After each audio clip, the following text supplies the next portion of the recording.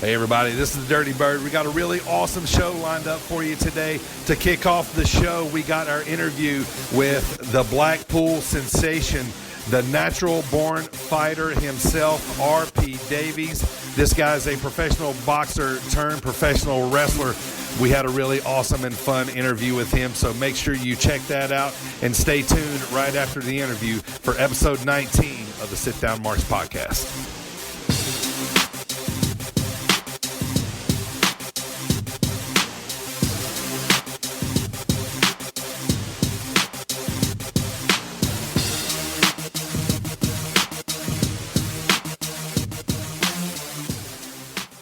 All right, everybody, welcome here to the show. Today, we got an extra special guest. We have professional boxer turned professional wrestler. Everyone welcome the natural-born killer from Blackpool, pro boxer turned pro wrestler, like I said, RP Davies. Welcome to the show, sir. Let's go. Yes, sir. Thanks for having me on, lads. I appreciate it. Absolutely, man. We are super excited to have you on the show today, man. How's your day going so far? So far, so good. Yeah, I've taken a few boxing classes this morning. I've had a kids class in and that. So yeah, it's been a busy morning. And for once in England, we've got the sun out. So yeah, it's a good day. It's a good day. Nice, man. Yeah, get the sun's out, guns out. The guns are out anyway, always. That's right, man. Yeah, had to go get a little sweat in this morning on the pads, huh? Exactly. That's it. Great day that. Yeah, man, it is. Well, glad you're getting a little sunshine over there, man. Everybody needs a little sunshine. Yeah, definitely. All right, RP, let's dive into it, man. So you are a professional boxer turned wrestler. Why wrestling? Why did you choose wrestling? Well, wrestling chose me, actually. I've been a fan of professional wrestling since I've been a little boy. I think my first memories were like Ultimate Warrior and Hulk Hogan as a little kid, and I've been kind of fascinated with it ever since I've been a kid. And I've grown up during like the Attitude Era, and Stone Cold Steve Austin was like a massive hero to me growing up and whatnot. And then at the same time, me and my family have always been involved in boxing. My dad was a boxer, my granddad was a boxer, and that's the route. Certainly in England, I went down because there just wasn't any sort of access, or as far as I knew, as far as I was aware, there wasn't any access to professional wrestling. Yes, sir.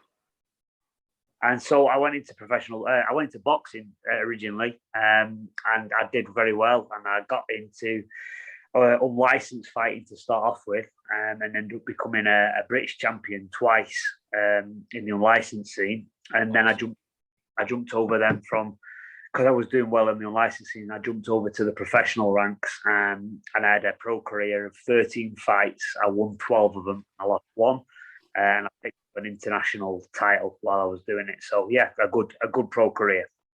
Nice. All right, let's talk about boxing real quick, man. I'm a big boxing guy. Who are your early influences in boxing? Like, who did you watch and enjoy watching fight? I've got so many. I think my original hero, I think, from boxing was Evander Holyfield. Oh, nice. From Atlanta, Georgia. Yeah, my dad was a huge Evander Holyfield fan, and when I was growing up, I remember staying up with him because obviously in England you stay up till like 4 a.m. to watch a fight over in America. Sure. And it was around the time me growing up was like when he was fighting Mike Tyson, and they were big fights. They were big. Yeah. And to see him kind of, I think it was just the idea of the underdog, and that's what he was, just a massive underdog for that fight to kind of, go up against the odds and turn them around and win was incredible to me, and it was a real inspiration. And so yeah, Evander Holyfield was like my hero growing up, and then as I kind of got more into boxing and understood the art of it more, as I grew up, I always liked. I've got to say, I'm not just saying it because I'm speaking to you. I always liked American fighters, mate. I like the more relaxed style of the Americans, and I was fans of like James Toney. Big fan of James. Yes. I think James Toney was a beautiful fighter. Obviously more modern day, Floyd Mayweather, great fighter. Elo's absolutely on fire at the minute. I was a big Miguel Cotto fan as well. I was a big. Oh yeah, yeah. I just thought that Miguel Cotto was one of those guys who just brought it, you know, and he gave you everything in every fight. And so, yeah, I wouldn't say I have one favorite. I just love the sport of boxing, and you know, I just think it's such a brave sport and such a hard sport. You've got to respect anyone in there, really. Yeah, it definitely is, man. You mentioned James Toney. One of my favorite fights is James Toney versus Vasily Jirov. It was amazing fight. James Toney could roll that chin and that shoulder like no one else, man. Unbelievable. And again, that was another fight that at that stage in his career, he was thought to be past his best. Yes, he was meant to be. He goes over to Russia and he gets beat by the champion who was undefeated at the time.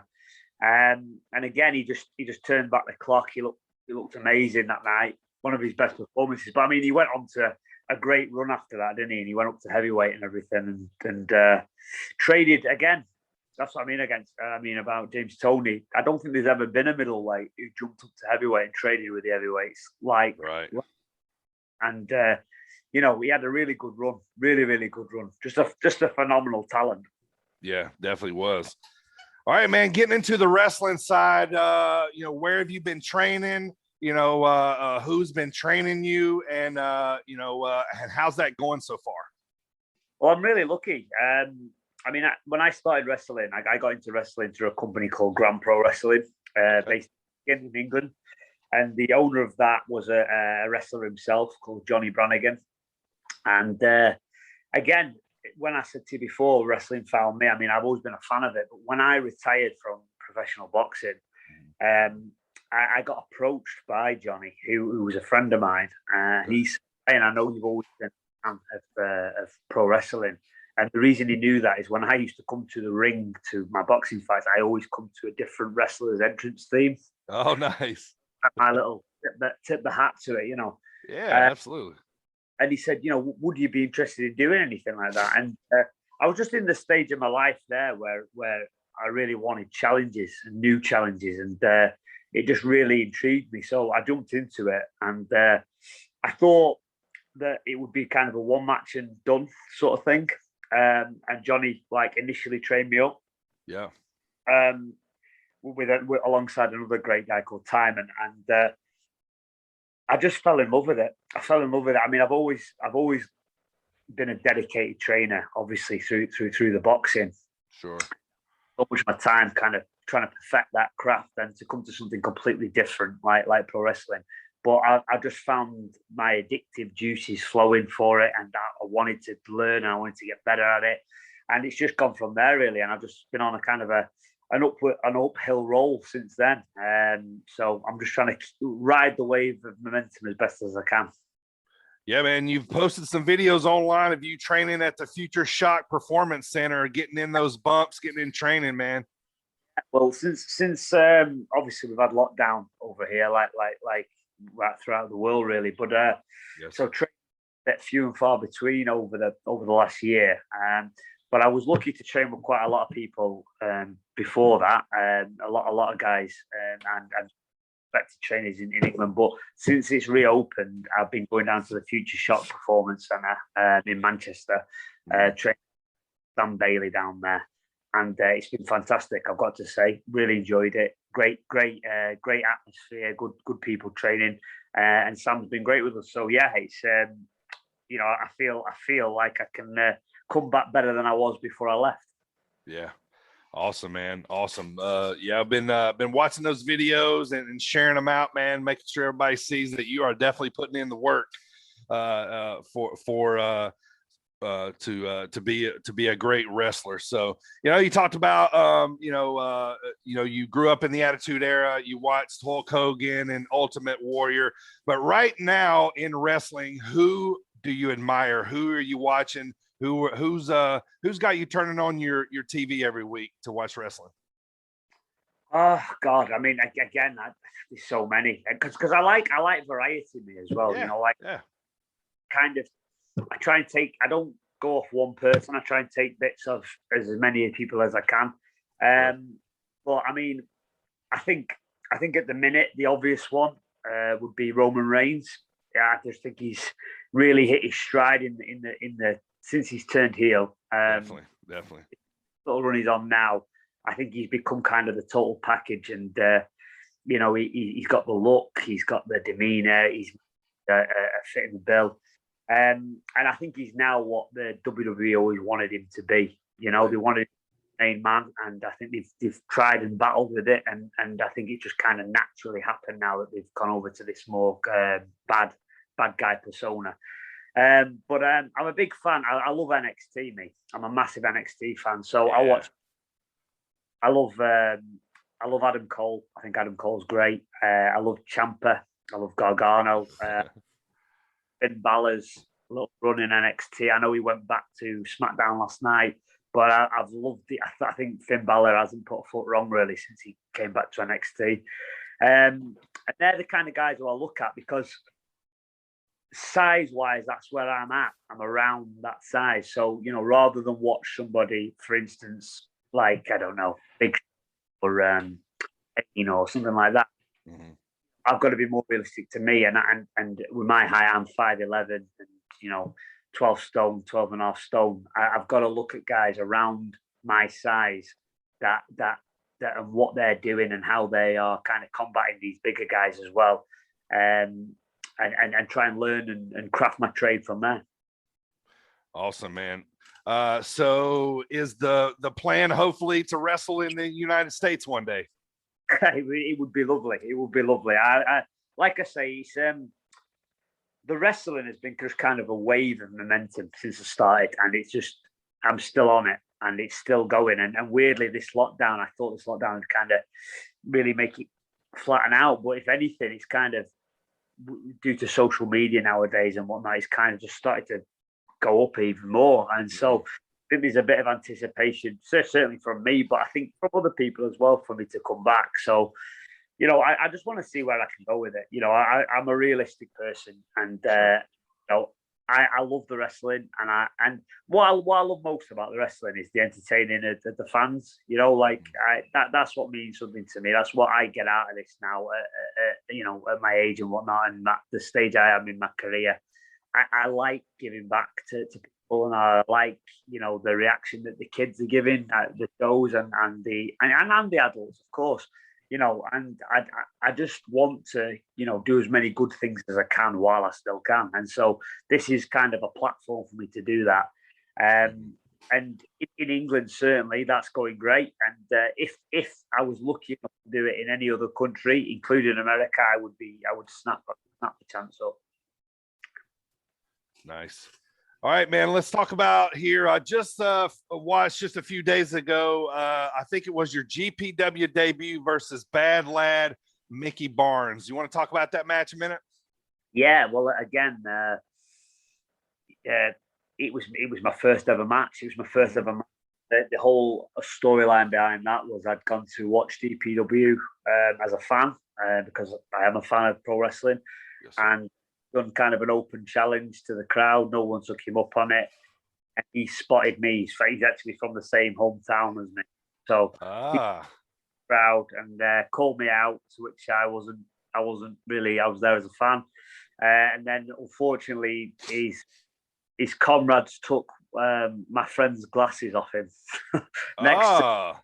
So that led me to get involved then. So I ended up having a bit of a scrap with them, and it led to a match. And it was great. It was really, really great. I never thought I'd have a professional wrestling match in my life, and that was the first time. And it certainly set a fire under me because it's something that I've continued ever since. Yeah, man. It was very interesting to watch, man. A lot of people, kind of cringe when they watch their first match, but I thought you did well, man. You did very good. You did what you needed to do, and you took care of Bad Lad Mickey Barnes, for your first match. So it had to felt good to get that first match out of the way too, right? And I think a major part of that match, obviously, was telling the story of someone who is learning on the job, and someone a completely different sort of combat sport to this, which is, as you know, completely different, and trying to adapt and kind of use the skills that I do have and that make me stand out and make me different from everybody else, certainly in my area.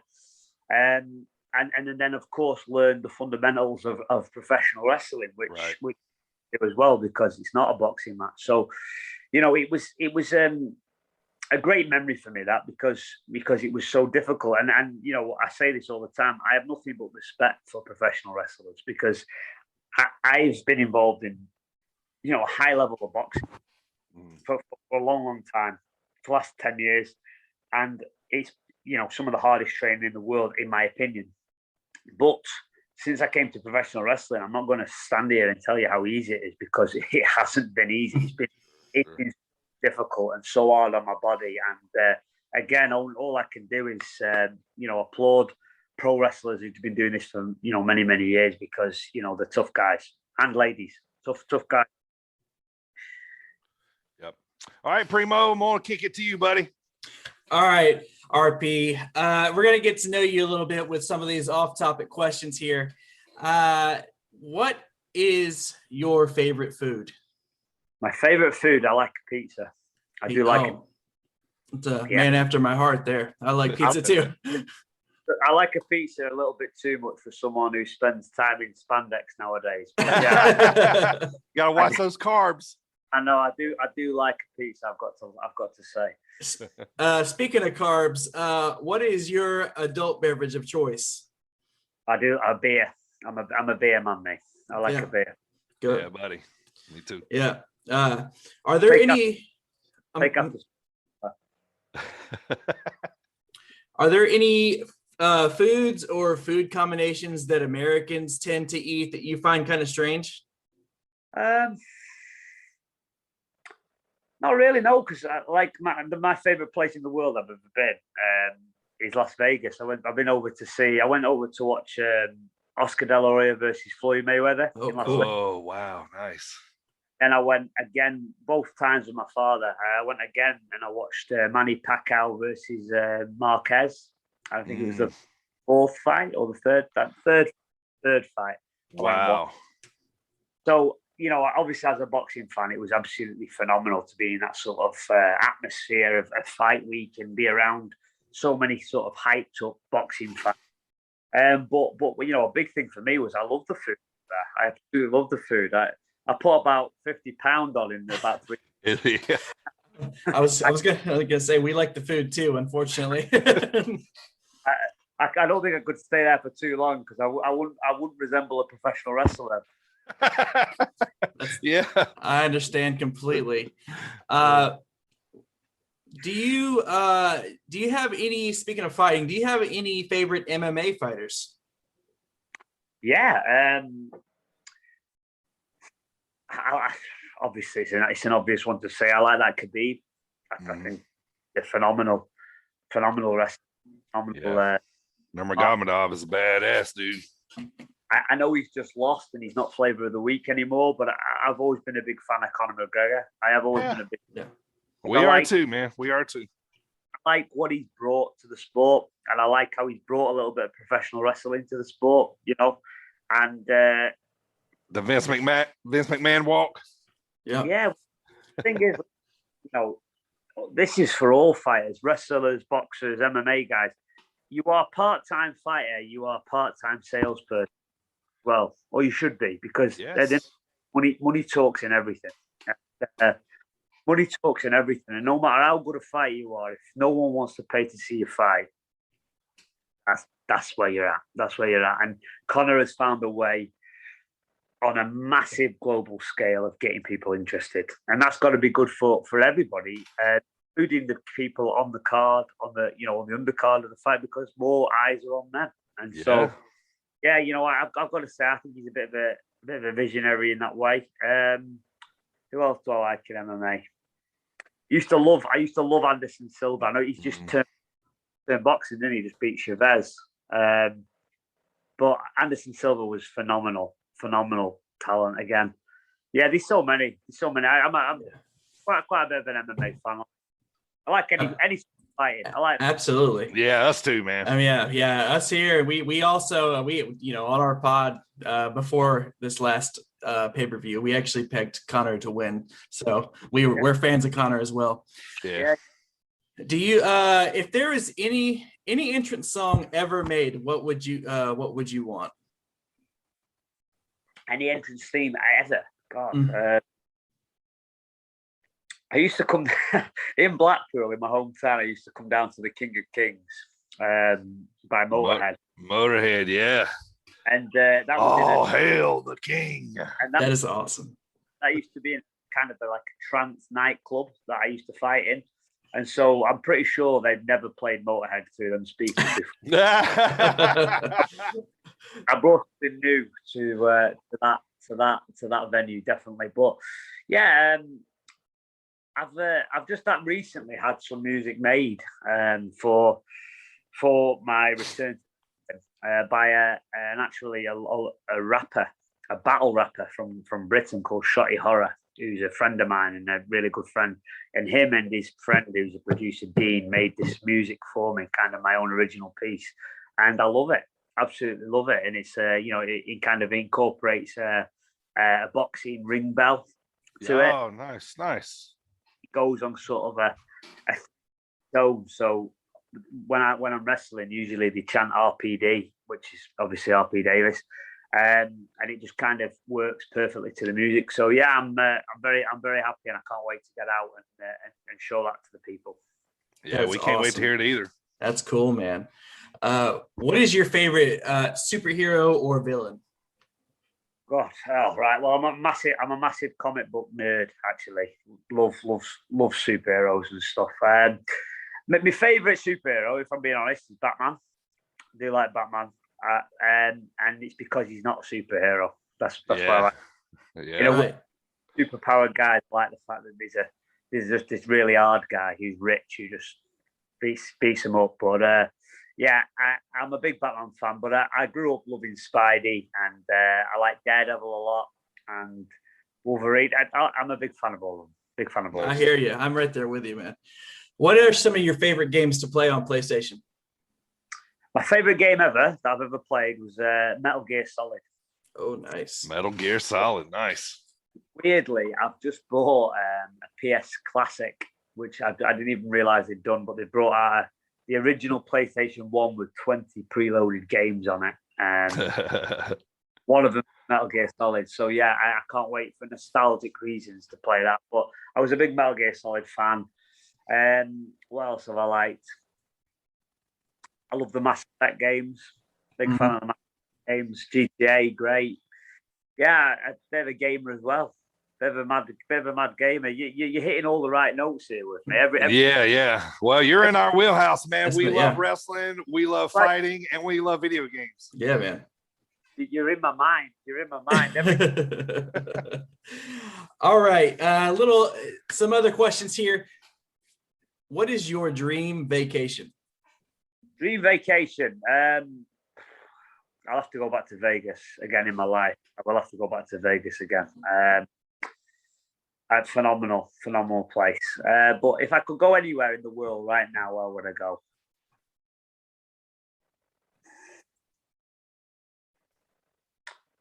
I've got a daughter now. So I would like to take my daughter to Disneyland in Florida at some point in her life.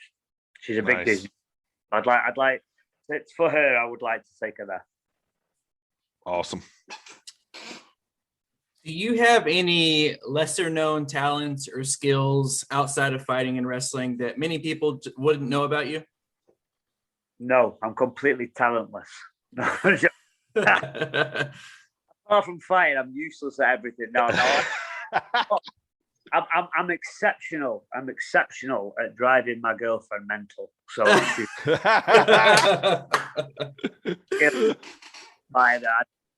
people have, but I can drive that woman insane.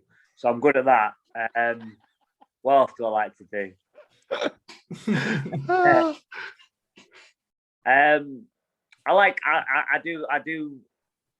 I do enjoy obviously gaming. I've always been kind of a bit of an avid gamer.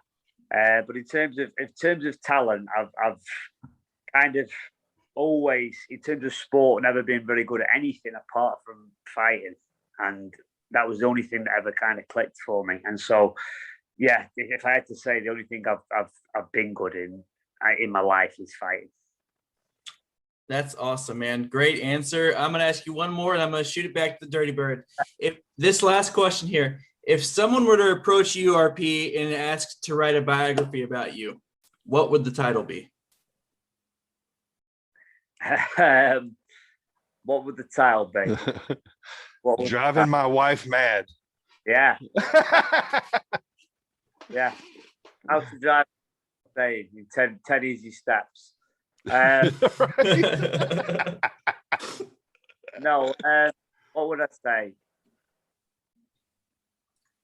I think natural born fighter. That seems to be the nickname that I've adopted over here, and I think it kind of fits me because that's what I was as a boxer. I was quite a natural boxer, and I believe I'm becoming quite a natural wrestler. I'm adapting quite quickly, or quicker than maybe many people thought I would. So yeah, I would say natural born fighter would be a good starting point, a good title. Excellent answer, man. All right, RPD, let's get back into the wrestling here, man, and finish up October the 6th. Odyssey Pro Wrestling. Looks like you're taking on a guy by the name of Scotty Rock. Yes. What's going on with this fella, man? How you going to take this guy out? Well, this is a really interesting match, really, really interesting match. And I mean, I know Scotty, and he's a phenomenal athlete, and he's a different sort of opponent than anyone who I've ever wrestled before. I'm wrestling quite big guys, or guys bigger than me giving size and using speed on them. This guy is a little bit smaller than me, faster, a high flyer, highly skilled, great with his feet, great kicker. So I just think this is has the ingredients to be a really exciting match and something completely different. And again, as I said to you before, adaptation is a big thing for me, and how I adapt to this sort of style, I think, is going to kind of set the tone of how the match is going to go. But I believe I will adapt, and I believe I will overcome. Absolutely, man. We got a lot of things coming up here. You're also making your Wrestle Island debut in September. Yeah, really excited about that. That's another local promotion to me. And Wrestle Island, the thing that really drew me to them is, I mean, they put phenomenal shows on, and they're always packed houses, and which is fantastic. And they've got a great talent, massive talent on them, and so is Odyssey. Ridiculous amount of really, really good British talents that people should be looking at, and I've been having a look at and seeing who's going to make it to the big leagues one day as well. But with Wrestle Island, the thing that drew me to them was exactly what I said to you before. They're very, very big into kind of giving back, and they're very big in sort of local community projects and giving back to the people of their town, and fans, and raising money for charities and stuff like that. And that's what I'm about, now, certainly at this stage in my life. That is what I'm about. I want to do good things, and I want to use wrestling as a platform to do that. Yeah, man. Also, Fight for Honor Wrestling, October the 23rd. You and your tag team partner, Rick Marcus, a.k.a. Born Ready, you guys are taking on the tag team of Synergy, man. What's going on with those guys? Right. Well, Rick is someone who I've become very, very good friends with in real life during this pandemic. We started a training regime together, an online training regime. And we kind of got talking through that, and then we were at shows before all this happened, but kind of just on that kind of handshaking. That was that. But we've kind of really got to that, and he's my sort of fella. He's around my age. He thinks like me about wrestling. He wants to do the things I want to do in wrestling, and I think his idea of what wrestling could or should be. Yeah. Is similar to mine, and we just kind of clicked and hit off, and that's where the idea of Born Ready come together, and I'm very happy about it. And I'm excited because we seem to have built up a lot of hype, certainly in the northwest of England, for us to debut. And at Fight for Honor, that will be our first match together as a team, and I'm excited really, really excited about it. We're wrestling Synergy, who are two big, big lads. And again, a great, well-known team locally. But, you know, I had never done nothing if not to win. So we're rocking up and we're coming to win. Awesome, man. Well, RPD, man, this has been a really awesome interview. Can't wait to see everything that you got coming up here for you. We wish you nothing but the best of luck. On the way out here, real quick, I want to ask you real quick, just give me your who do you think is going to happen? What do you think is going to happen? Wilder Fury 3, who wins?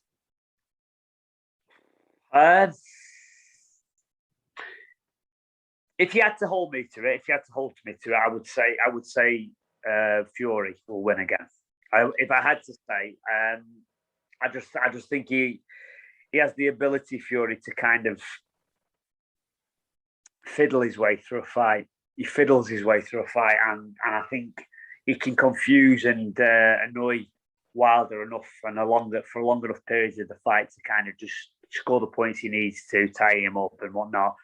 I do think this is going to be a more interesting fight than the second one, because I don't know why Wilder didn't show up that night. He just didn't show up, and I don't know why he didn't. You know, I know he said a lot of excuses, and I don't know if he can believe all them.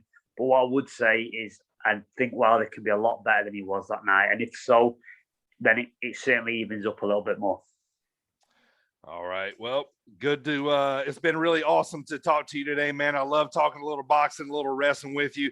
We here at the Sit Down Marks podcast wish you nothing but the best, RPD. We're going to be following your career, watching you as you go along, and hopefully we can have you back on here very soon, sir. Thank you for your time today, man. We really appreciate it. Thank you so much, lads, for having me on, and I hope your listeners enjoy it. Absolutely, man. They know will, and then I know they will. And with any time, we'll have everybody chanting RPD, RPD. That especially in America, if you can get as many Americans as you can to shout RPD, I'll be a very, very happy man. We're on board, man. Can't wait to see you on our TVs here in America. And if you wrestle over here, man, me and Primo might be front row, man. Absolutely. Hey, listen, if I wrestle over there, you are front row. I'll make sure of it. That's what I want to hear. That's my guy. That's it. All right. Well, thank you so much. Once again, the natural born fighter, pro boxer turned pro wrestler, RP Davies. Thank you so much for being on the show. We'll see you soon, sir. Thank you. Cheers. Thank you very much. Cheers.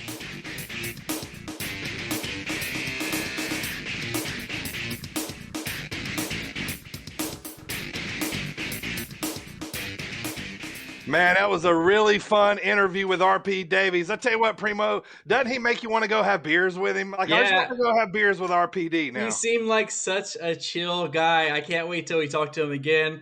He seems like a guy that will definitely have back numerous times. Such a good dude to talk to, and I can't wait for everybody else to listen to the interview as well.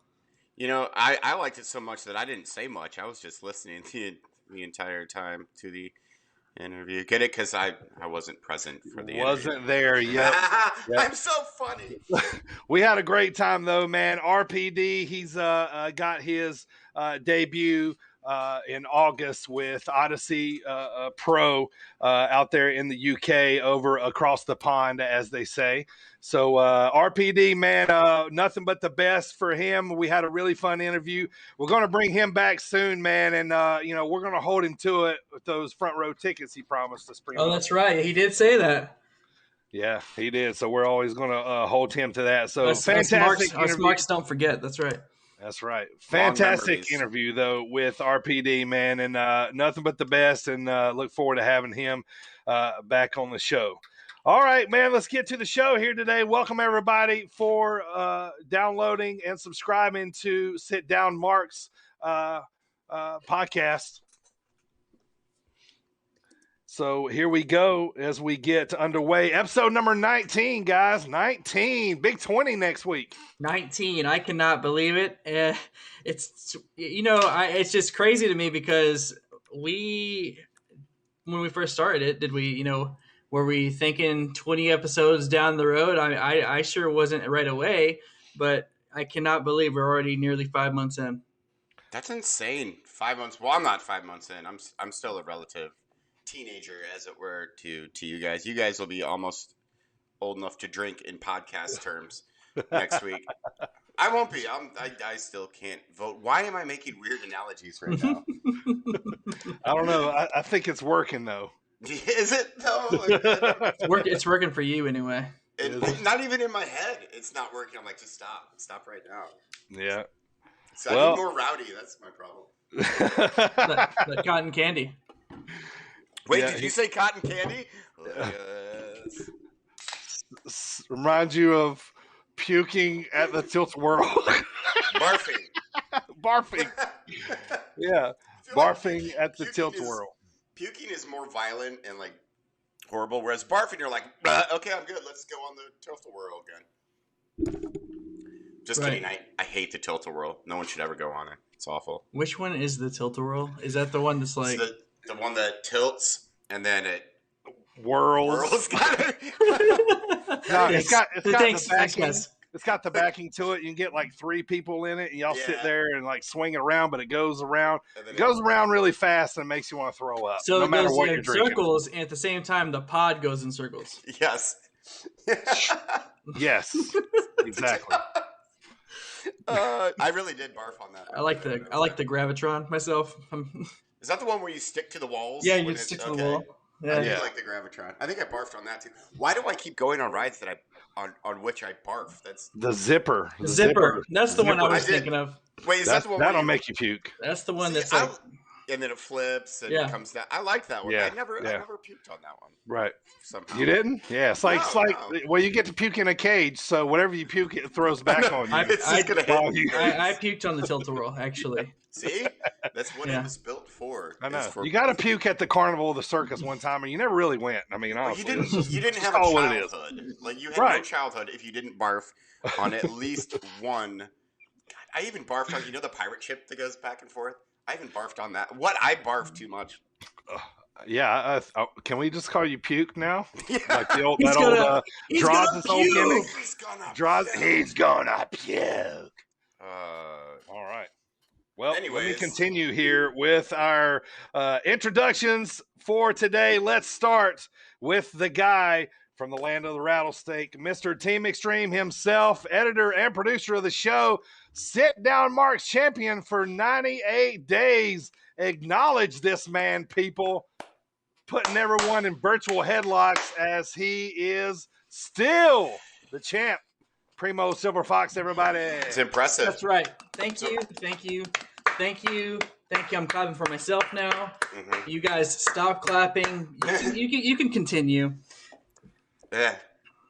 Well, next up on the show, the only baby face on the panel left, that's for sure. Straight out of your mama's kitchen, he's been known to drop a little biscuits in the old bread basket. You know him as the Johnny Drip Drip, co-founder of the fan club. Yeah, can't get the president. Co-founder. Yeah, they're the Drip Drops. That's what they're actually called. Everybody, welcome AJ. Thanks, brother, for being on the show. Oh, I got claps too. I'm not even the champ, and I got some claps. Yeah, you got some claps. Yep. Well, I'm the baby face in pursuit of the title, which is always a popular angle. Yeah, you're chasing, man. You're chasing. Yeah. Oh, okay. No, don't worry, champion stuff. Yeah. Yeah. We wouldn't know. Yeah. All right, let's get this show underway. I want to thank all the sponsors and everybody listening. First of all, our sponsors, Coastland Apparel. Use promo code BIRDTV for 15% off your order. That's right, Coastland Apparel. The boys are all rocking the hats and the shirts. And also, I got the hat on as well. We thank Coastland Apparel for sponsoring the show here today. I want to thank everybody listening on iHeartRadio, Spotify, Google Podcasts, Stitcher, TuneIn Radio, Apple Podcasts, and now on Amazon Prime Music, Audible, and every Friday on SportNariumRadio.com, SportNariumRadio.com, online radio at 7:15 Eastern, right after the Thomas Bryce show. Man, basically, it's like we said, we're everywhere the world you can get your podcast, right, boys? Everywhere you want to be. Yeah, that's right. Maybe everywhere you don't want us to be, but we're still going to be there. Well, yeah, even you can't avoid us, so just accept That's We're right. everywhere you want to be. And if you don't listen, my boy Big Beef is here to warn you. Check it out.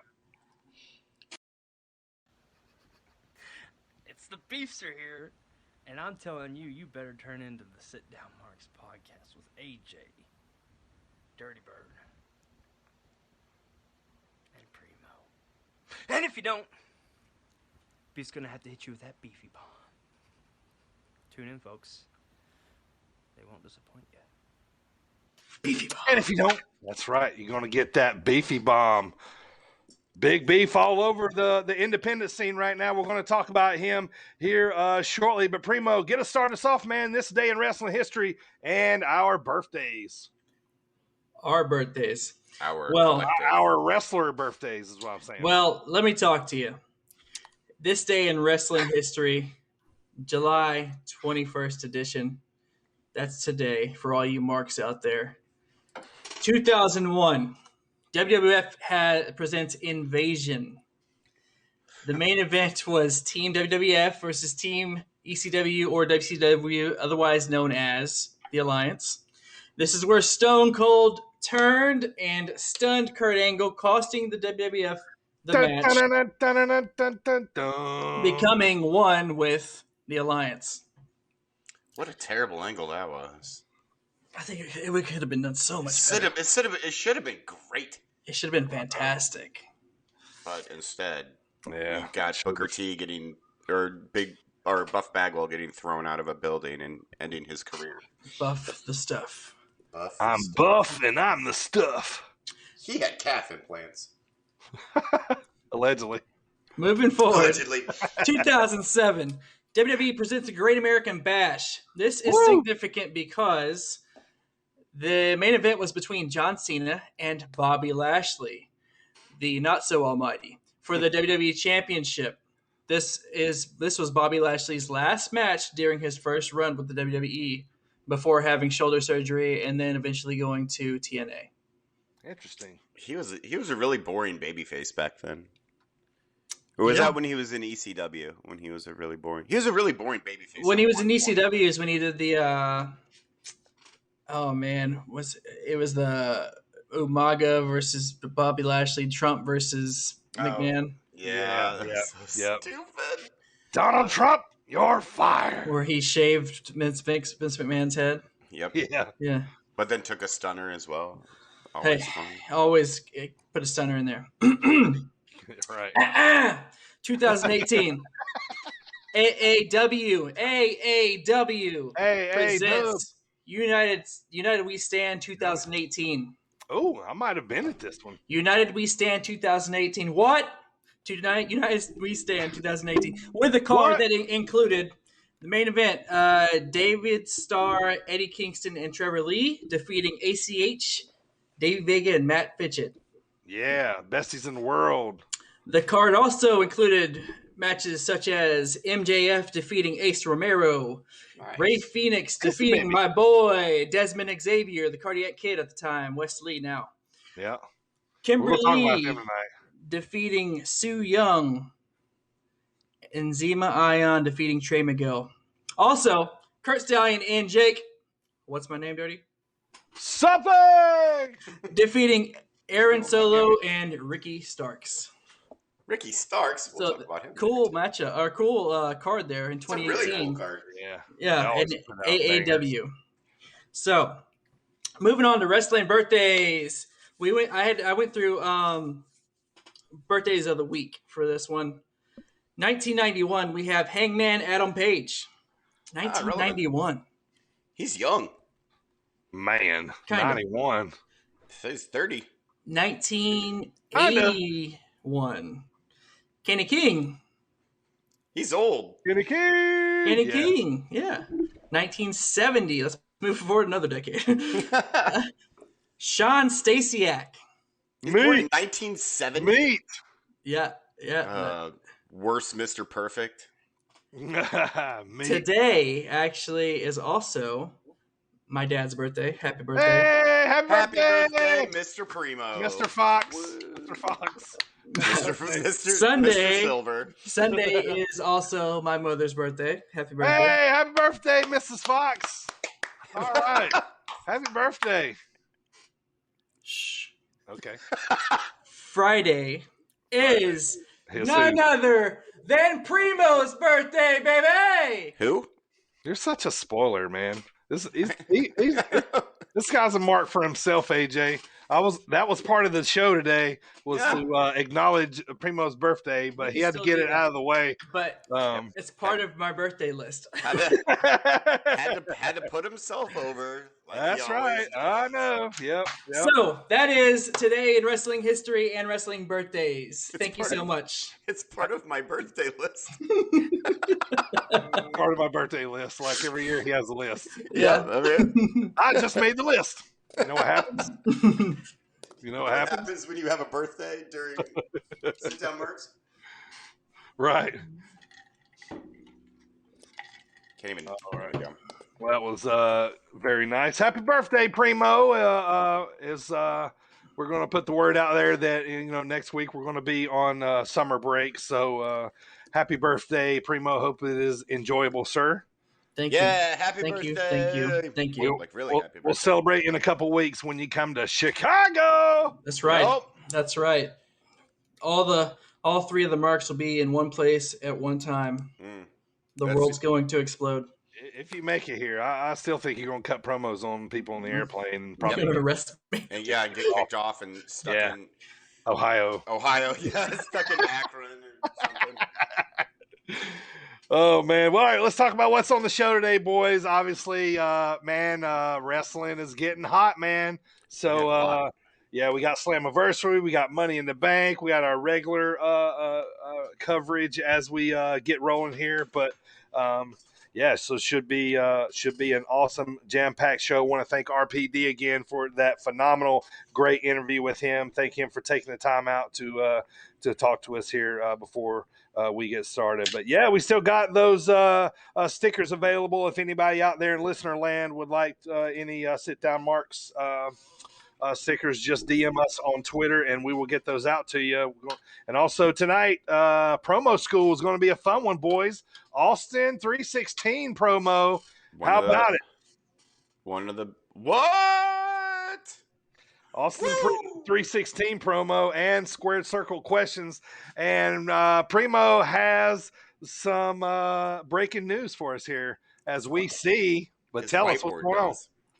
For the 5th consecutive week in a row, Sit Down Marks has reached over 100 downloads. And I got to say it, this past episode 18, was the fastest riser thus far. It hit 100 downloads like 2 days ago.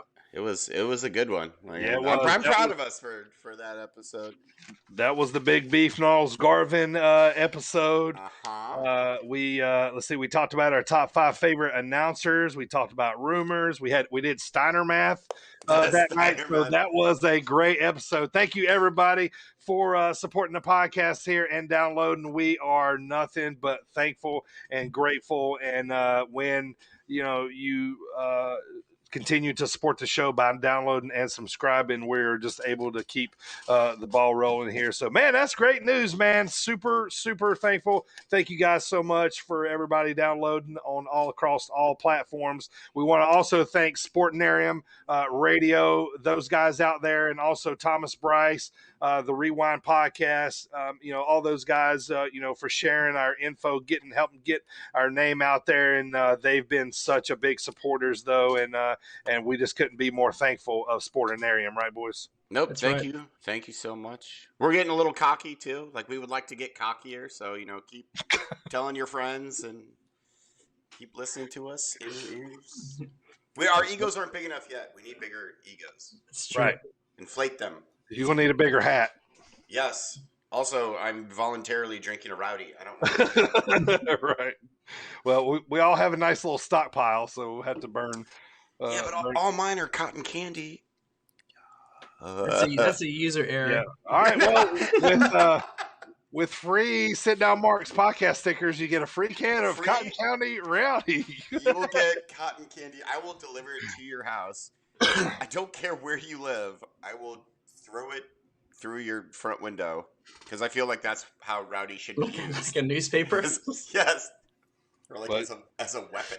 Seriously, though, I want to thank everybody for downloading the podcast, and we're just going to keep rolling on with this one. So, all right, man, let's. It's time to jump in to what happened this past week in wrestling as our customary starter of this part of the show. AJ, AEW. Holy hell! So AEW last Wednesday was Fyter Fest night one.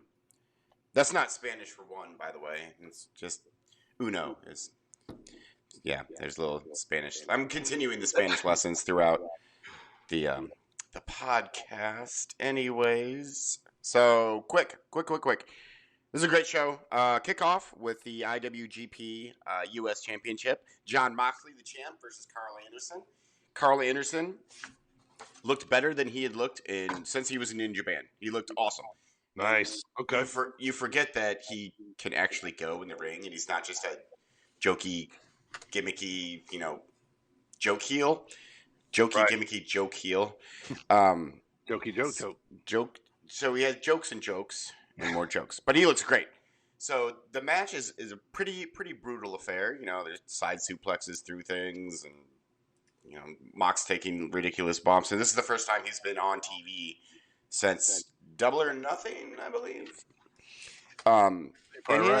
He gets the win with the Paradigm Shift, but the main part of this match is what's set up for next week, which is after the match, Jake Roberts cuts a promo with Lance Archer, asking him, basically begging him, don't, do this. Sir Murder Hawk. Sir Murder Hawk. Sir Murder Hawk. Sir Lance Arthur challenges Jon Moxley to a Texas death match next week on night 2, or next week. That would be tonight. I wrote next week in my notes because I watched it last week. So tonight, Texas death match versus Sir Lance Arthur, Sir Murder Hawk, against Jon Moxley for the IWGP US Championship. I love it. I like how they do that match in Japan rules. It's a 20 count and all that. Count. Yep. Plus, this is a callback to their match in it was New Japan, but I can't remember what show it was. Yeah, where Lance Archer and Moxley had a Texas. Yeah, one of the match. big tournament. Yep. Yeah, which I went back and watched, and I highly recommend if anyone can find it, go and watch that match. It's really good. They've had classics. They're going to have more classics too. We're just waiting. I'm still mad at Sir Murder Hawk for interrupting my boy last week during his promo, so I'll get over it eventually. Like Dan Lambert, Lance Archer. Yeah. Boo. So then we have a bunch of cool promos that just set up everything. So one with Miro, I have to throw it in there because he says he has this parable, and he says there once was a man with a hot wife who could do the splits. And the man was hot too, but he was lost. And he goes on to tell the story about God's chosen champion, and it's great. It's this is why Miro is the best ever. Then there's a promo with Hangman Page, and he wants to have a match with Omega. Omega says, well, first we're going to do a 10-man tag. I believe it's tonight, 10-man tag for night 2 of Fyter Fest. Yeah. And if the face team wins, which includes Dark Order and Hangman Page, and if they win, then not only does Hangman Page get his title match with Omega, but Dark Order gets the title match with the Young Bucks for the tag team titles. Very, very cool. Liked it a lot. Up next, what other promos are there? Young Bucks. I love the Young Bucks.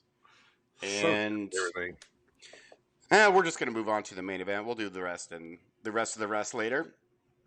So, main event was unbelievable. And I'm new to the Ethan Page bandwagon right now. Yes. Yep. As you guys talked about it last week, I'm new to the. Well, he was on Impact briefly, so I mean, the only way you would know him is the indie scene, and then recently he was in the North with Josh Alexander on Impact. So yeah, He's new. He's only been on AEW for what, a couple of months? Yeah. He was This in, is virtually his first singles feud. He was in Evolve. Well, he kind of, not to use a pun, but he kind of killed it. Get it? Coffin match. Kill it. Yeah. So yeah, Darby Allin versus Ethan Page for a coffin match in the main event. And one thing I love about AEW is they can put someone like Ethan Page in the main event. Like Darby Allin's already kind of proven himself, but they can put Ethan Page in the main event and absolutely destroy it.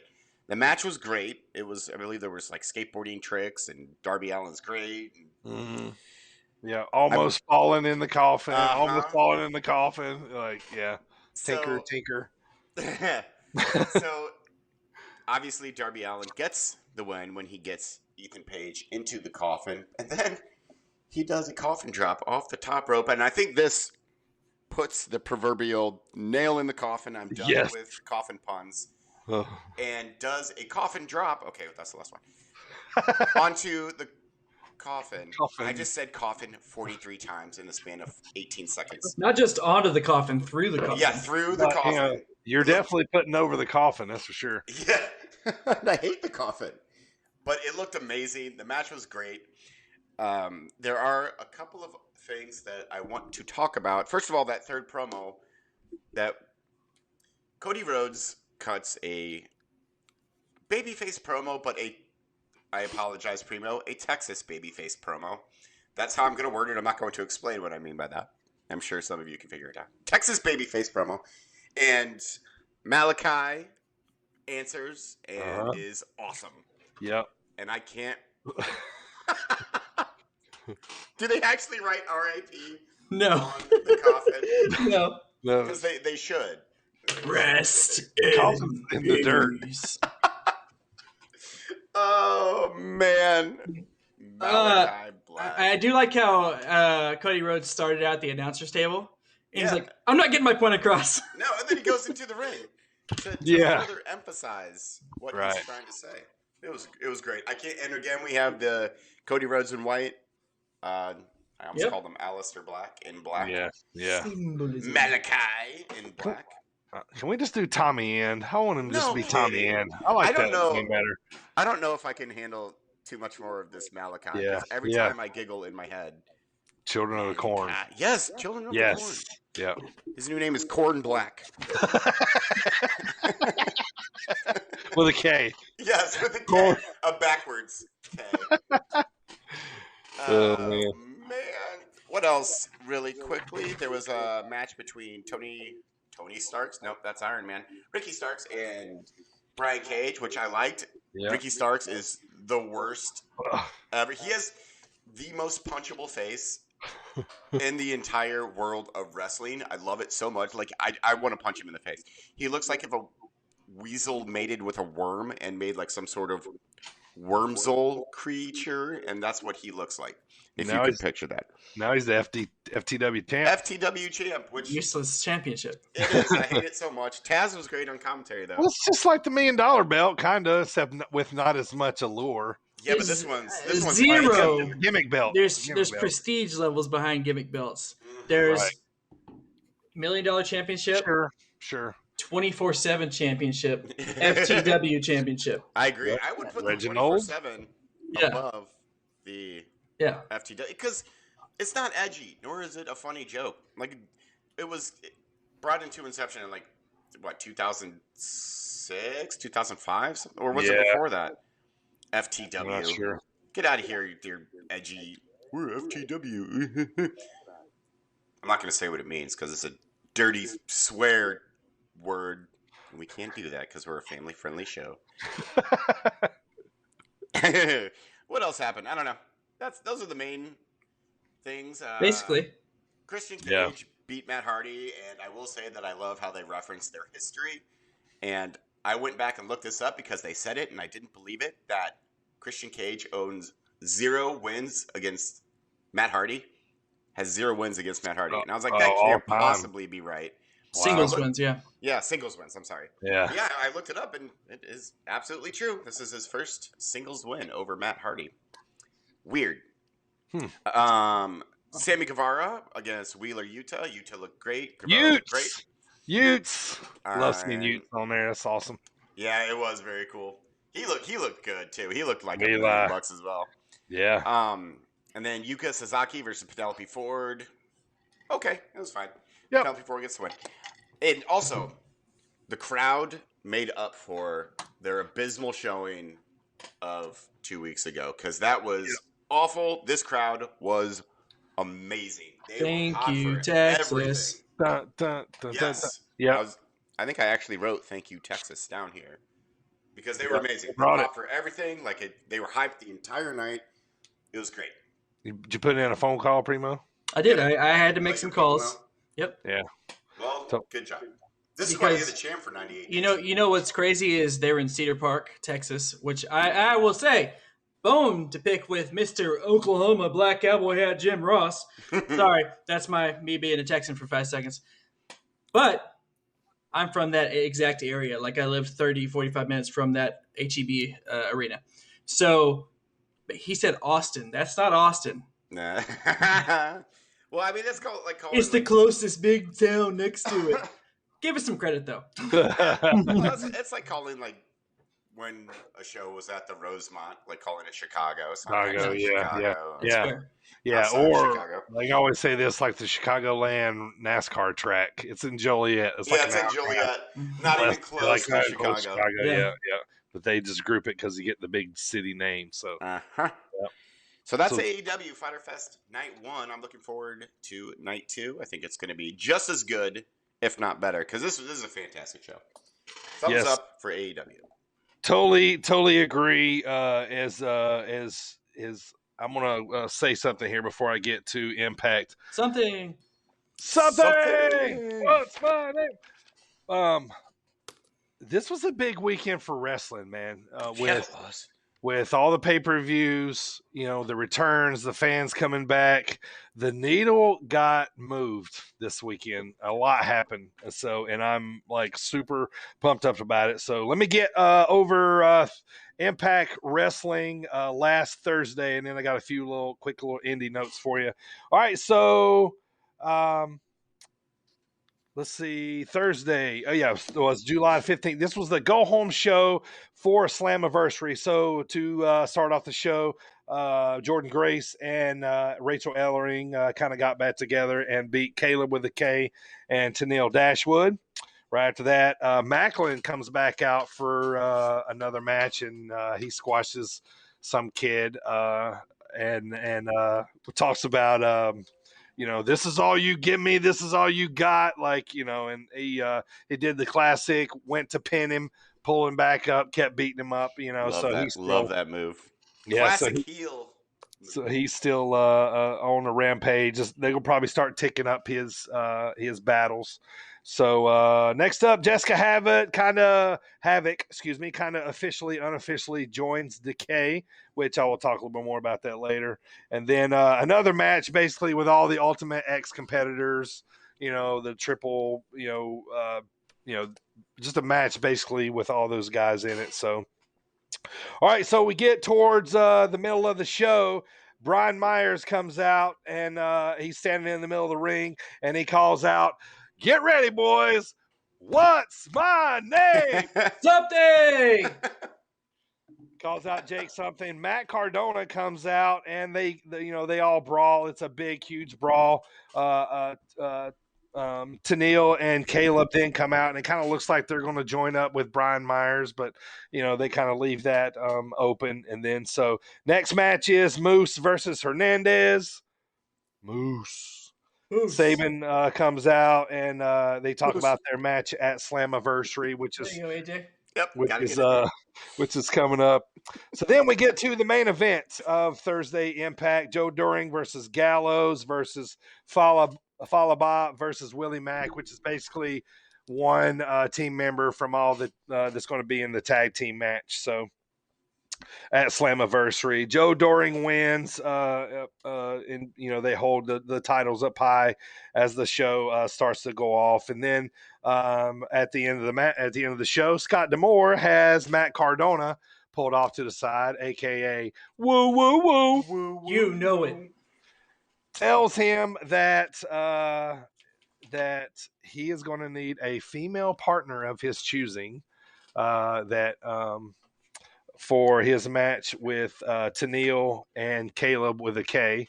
And then so Scott D'Amore ends the show with Slammiversary is going to be a hot mess, a.k.a. Hot Mess Express, leading to a woman named Chelsea Green who happens to be Matt Cardona's wife.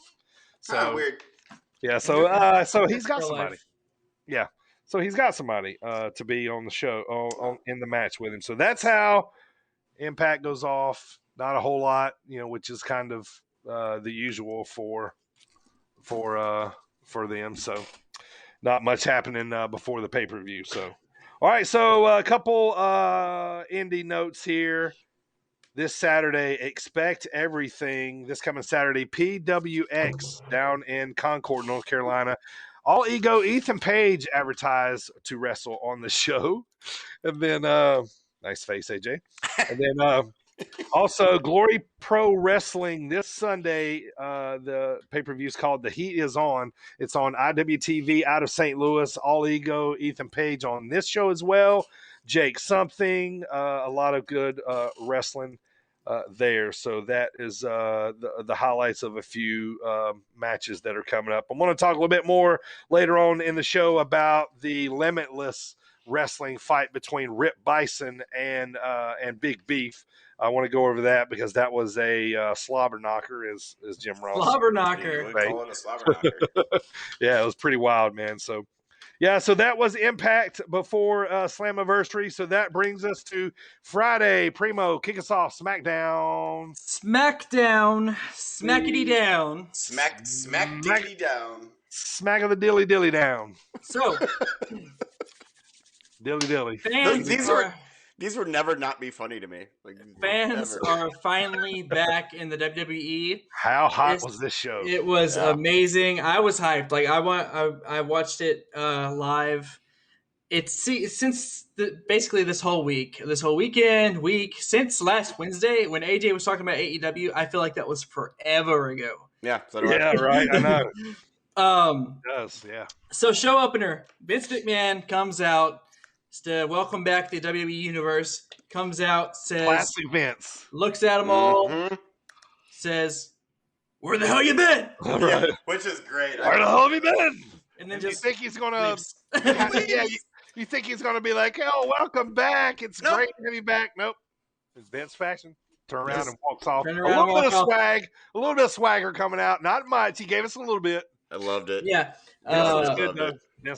My favorite part is throughout the whole. I love watching Pat McAfee throughout this whole thing. I do too. He's such a fan. He really is. He just marks out to everything like a goober, and it's great.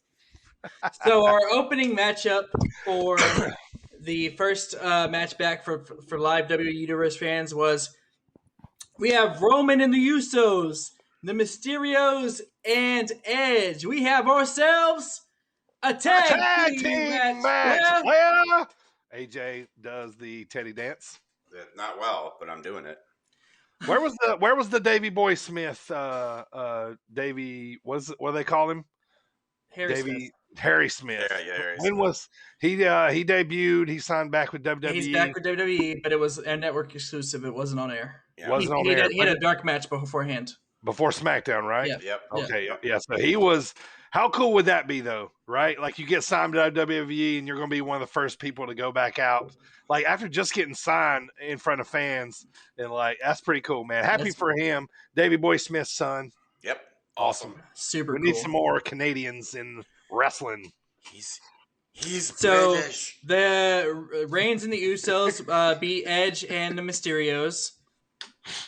And the Mysterios versus the Usos for the WWE SmackDown Tag Team Champion is announced for the Money in the Bank pre-show, kickoff show. What did you guys think about that? That it's going to be on the pre-show? I thought it was silly. I didn't watch it. I honestly I never watch pre-shows. I rarely do also, but I didn't see it, but I felt like, who are they punishing here? Right. Hopefully the Everyone, I think. They're punishing the Usos. They're punishing the Mysterios for sucking. Well, one Mysterio for sucking. The younger one. Let me tell you real quick here, though. The last time I watched a pre-show, guys, was the time I bought this shirt. WrestleMania 32. We got in the building, and the first match was Ryback and Kalisto. And that was the only time I've ever watched a pre-show because I was in the building. Yeah. I remember that stupid feud. That was awful. Long story short, there wasn't many people in the building because Texas Stadium was having problems with their ticket scanners. Yeah, you couldn't get in. So we were one of the lucky ones that got in early before they had the problems. So basically, we were watching that match with about as many people as a high school gym in it at the moment, So you were rewarded with a Ryback. It's a nice intimate match for just you. Yeah. For just you and a couple of friends. What did Ryback call himself? What did he call himself? The pre-show stomper? The pre-show stomper. Speaking of that shirt, this coming year. Yeah. Cannot wait. Yep. WrestleMania. That's gonna So Reigns and Usos beat the Mysterios and Edge. Next up, we have Sammy coming out talking about, all the shiny things that's being put out there in front of you. The fans coming back, the new entrance way. It's all just things to put over your eyes so that they stop thinking about the conspiracy. Yeah, same old stuff with Sammy. I love it so much. So he's like, I'm going to hold this show hostage. He starts to hold the whole show hostage.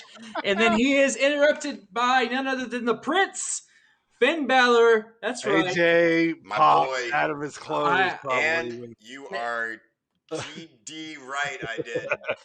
Finn Balor returned to the main roster. Nice. Sammy tried to attack, but fails, ending in him getting coup de grace. Nice little squash match for the returning Finn Balor. I love it so much. Roman Reigns is going down to Finn Balor. I told him that was what I thought of when he came out. I was like, AJ is popping right now. I didn't think about Finn coming back. I was like, AJ is popping right now. Yep, and I did. I went nuts. I was 11 years old again. I seriously I was at home by myself. I mean, I was doing it too. You can't not do that. It was amazing. Oh. What's funny is I was watching him as he was coming in, and he looked like he was just because obviously the crowd's going nuts, and looks like he's just kind of taking it in. Yep. And he's just doing his thing, right? Until he gets up on the turnbuckle to do that one, he could tell he's super into it. Yeah, he was hyped to be there. Speaking of pops, though, the pop for Edge. Oh, wow. That was give it to me. Stone Cold. He was like, give it to me. Give it to me. That was man. Except for when the Mysterios was behind him. Yeah, and then they were like, yeah. They both, Dominic got to do Edge's pyro. I know. That bothered me so much. I like how we were walking, though, and Edge was like, stop. Yeah. I got a thing to do. You guys chill here. Yeah, just hang out back, Dominic. So we had Bianca versus Carmella for the SmackDown Women's title. Obviously, Bianca retains. I even put that obviously. I'm on my own against the wall. I wrote that Cesaro has been relegated to being attacked by Otis. Oh, we got to do it in a while. I know. This is the first a long time. Yeah, we haven't seen Cesaro in a while. And, he's been relegated to being attacked by Otis. King Kong Otis. Yep. So that's King Kong Otis. So that happened. And Tony Storm has been announced for next week. Yes. Wahoo. Get on my TV. Please. Thank you, WWE. This part was funny. And I actually, let me pull it up on my device here as I continue to talk about it. But you're a device. Baron Corbin comes out. Baron Corbin comes out in his sloppy outfit. Oh, he does. And his scrub and his hair is all grown. My wife comes out, right? And she's like, he looks really bad. I'm like, that's the point. He's doing his thing. Right, yeah. Oh, and so he basically, he's like, the downward spiral is continuing. Oh, I love it. He's going to have to move in with his wife's parents. And he says that he started up CorbinFund.com. Corbin Fund. And it's a real website. I know. Oh, it really is? Oh, my God. Amazing. Oh, jeez. Yeah, so it's a real website. Wrestling. He begs the crowd to help him out, and he gets interrupted by Kevin Owens. Kevin Owens stuns him. Oh, I love this. I love this gimmick. I am on board. I have always disliked Baron He just Corbin. gets sadder and sadder. It's amazing. I mean, he's always been a lovely guy in real life, but I've never really. He had like, if there was a Baron Corbin match, chances are I was skipping it. But now I just want to watch it. This is genius. I love it so much. Man, Kevin, let me say this real quick. Kevin, man, when he comes to the ring, oh yeah, that's he's another so big pop. fired up, man. Yeah, he was hyped. You could he tell was he was hyped. probably the most excited, obviously most excited, like that I could tell out of everybody. Like he's gonna pop a blood vessel or a stroke right there. Yes, he was so like he was so like flipping. His head was just going. I know. It was like it was boiling, out of the inside. I'm like, oh, he's so fired up, and like by the way, the intro to the SmackDown, I had goosebumps and unbelievable, man. Chills. Unbelievable, man. Like they do that so well. Those videos, like I was ready to run through a wall by the time SmackDown came on. So we had the speaking of Kevin Owens, a couple other guys came out for the Fatal 4-Way, which is Big E.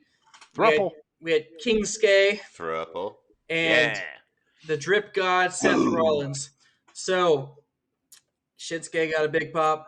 Rollins got a big. They all got a big pop. Big E got a big pop. KO we got a big. So there's like the crowd is loving it. Yeah. So that was the final match of SmackDown, and Rollins won that standing tall. He did the whole thing where he sat on the ladder at the end, holding the thing, which means he's clearly not going to win. Yep. So also real quick, it was announced that this coming Friday will be in 2 locations simultaneously. One in Cleveland and the other at Rolling Loud Rap Festival in Miami. I look forward to that one. Wow. The Rap Festival. I think that'll be hilarious.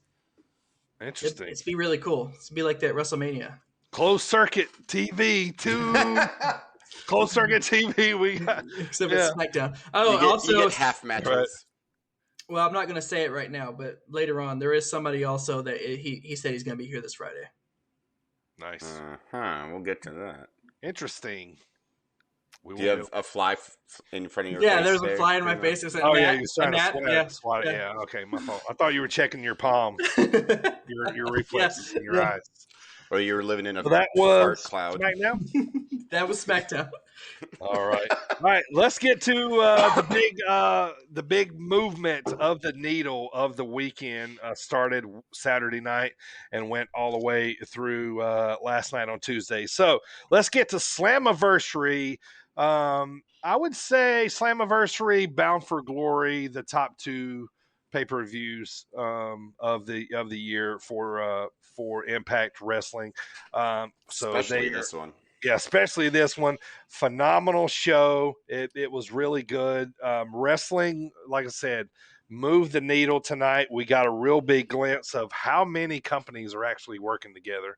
Yeah. By the end of this show tonight, boys, they had wrestlers in the NWA, AEW, AAA, New Japan, Impact, and possible more. So that's just from at the end of this show. So let's get into it. As it was a hot finish, I popped big time for what happened at the end of the show. So let's get to it.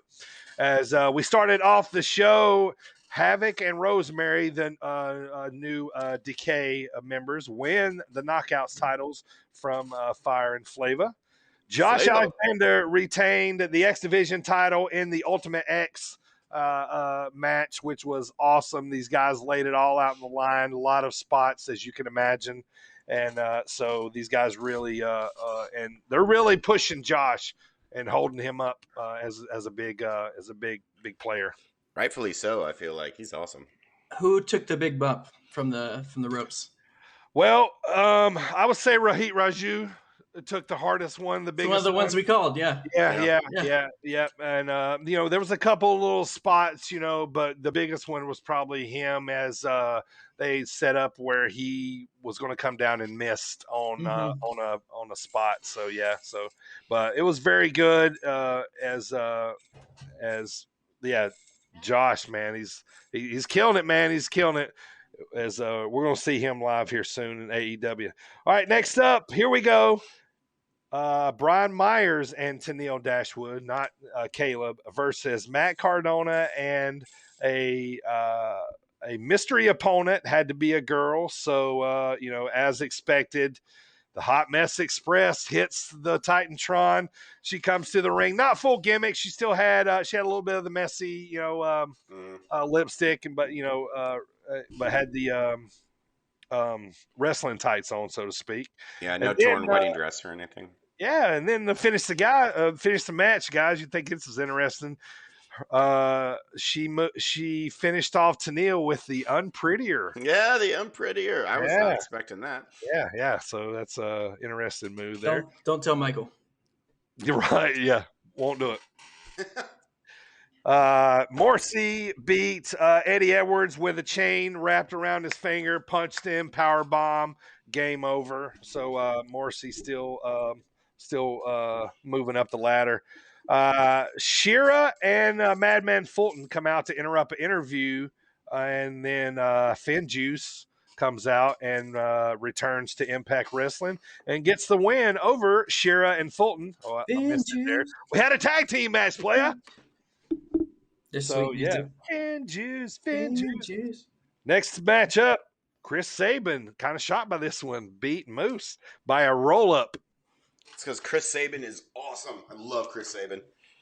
4-way tag team match up next. And new champions. Shenanigans aplenty, coming out. But winning the tag team titles again, the Good Brothers. Oh, good win. Yeah. Good Brothers. Machine Gun Carl. Machine Gun Carl. Yeah. Yeah, and Gallows. So they are more belts. The they champs. need more belts. All right, so here's where the heat really starts to hit the pay-per-view. All right, this is when the match, or it really started to tick up here. So Deonna Purrazzo was going to have a mystery opponent as well, and it was kind of thought to be Mickie James, blah blah blah. Well, turns out it was Thunder Rosa who come out and they had a banger of a match, back and forth, banger as the kids say. It was a banger. Deonna, man, she is just good, man. Like, probably talented-wise, maybe the best. Like, I kind of put her up there with Charlotte as having just that cumber of wrestling. So Purrazzo retains. Thunder Rosa from the NWA. Any match she's in has been a banger lately with Britt. She had a banger with Britt Baker. Hey! All right, guys. Next up, our main event, Kenny Omega versus the Death Machine, Sammy Color. That was good. Thanks. Very good. Thanks. Yeah, it was impressive. It sounded like it hurt a little bit. Yeah, so crazy match, guys. Chaos. Salt was getting thrown in people's eyes. The ref took bumps. Some packs aplenty. Shenanigans. Good Brothers show up. Edwards and Sabin show up, which is crazy that Edwards and Sabin were kind of showing up. But it was almost kind of like an Impact guys versus these other guys because Eddie took a ball bat from Sammy not long ago, so he's not coming out to really help Sammy. But anyway, so they show up to fight. Anyway, we get to the end of the match as everybody's kind of breaking down. Sammy takes multiple V triggers and then which has been the case lately. And then Omega, one wing angels Sammy onto a pile of thumbtacks. Yeah. Oh. Gross. I was grossed out by that. Yeah. It was a good one. Omega retains, and and then we're celebrating, as everybody's breaking down, everybody's leaving, going out and about. And then the big pop happens. I did not see this coming. I did not see this on any kind of spoiler. Nothing, man. And like Jay White, the Switchblade from New Japan Wrestling, the never open weight champion, is in Impact. And he comes out holding the never open weight championship. And he does his classic looking down at the belt. And then he looks up at Omega. I'm going nuts. Holy cow. Switchblade is in Impact. After noticing the NWA partnership, now we're even more in depth with New Japan because Switchblade is like money over there right now, man. So the relationship is still blossoming. I love to see it. Holy cow. They announced October 23rd is Bound for Glory.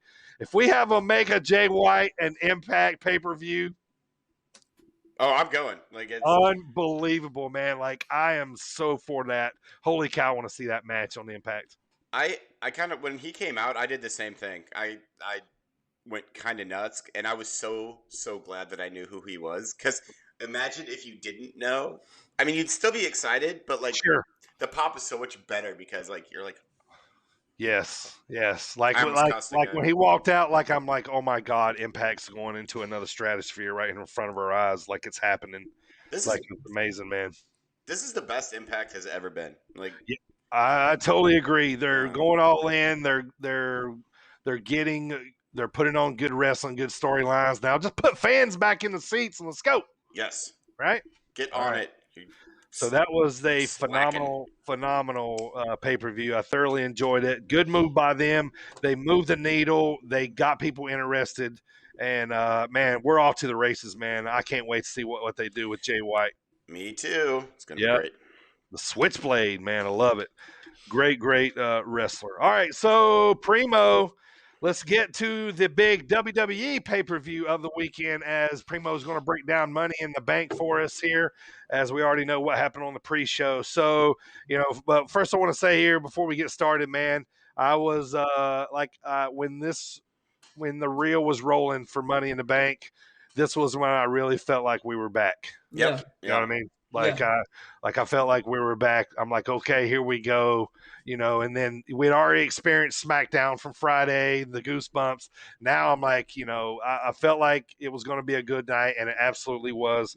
Take it through us, Primo. Yeah, for sure. Like you said, once we saw the pre-roll of their promotion of Money in the Bank with the fans coming back, we know it was time to rock and roll. Like you said beforehand, we had in the pre-show kickoff, they had the Usos defeating the Mysterios to win their SmackDown Tag Team Championships. Thank God. So the Usos now have the straps for the Bloodline. Good. Next, so on the main card, we had Raw Tag Team Championship match, AJ Styles and Omos versus the Viking Raiders, with AJ and Omos. Thankfully. It's almost AJ and Almost. That's right. AJ Almost. AJ Karen and Almost retain their titles. Thankfully. I cannot go away. I want the Viking experience. Is it the Viking Raiders? The Viking experience. Raiders. Viking experience is their move. I want them to go away. I think they're so stupid. I think their gimmick is stupid. What was was it the Highlanders? Or whatever it was back in the day. The Highlanders. I'm Robbie. I forget the other guy's name. All I remember is the guy that he had. He goes, I'm Robbie. Yeah. I hate them so much. They're so stupid. So anyways, AJ Styles and Almost retain their titles. War. Next up, we have the Raw Women's Championship match. Rhea Ripley versus Charlotte Flair, with Charlotte Flair making Rhea tap out.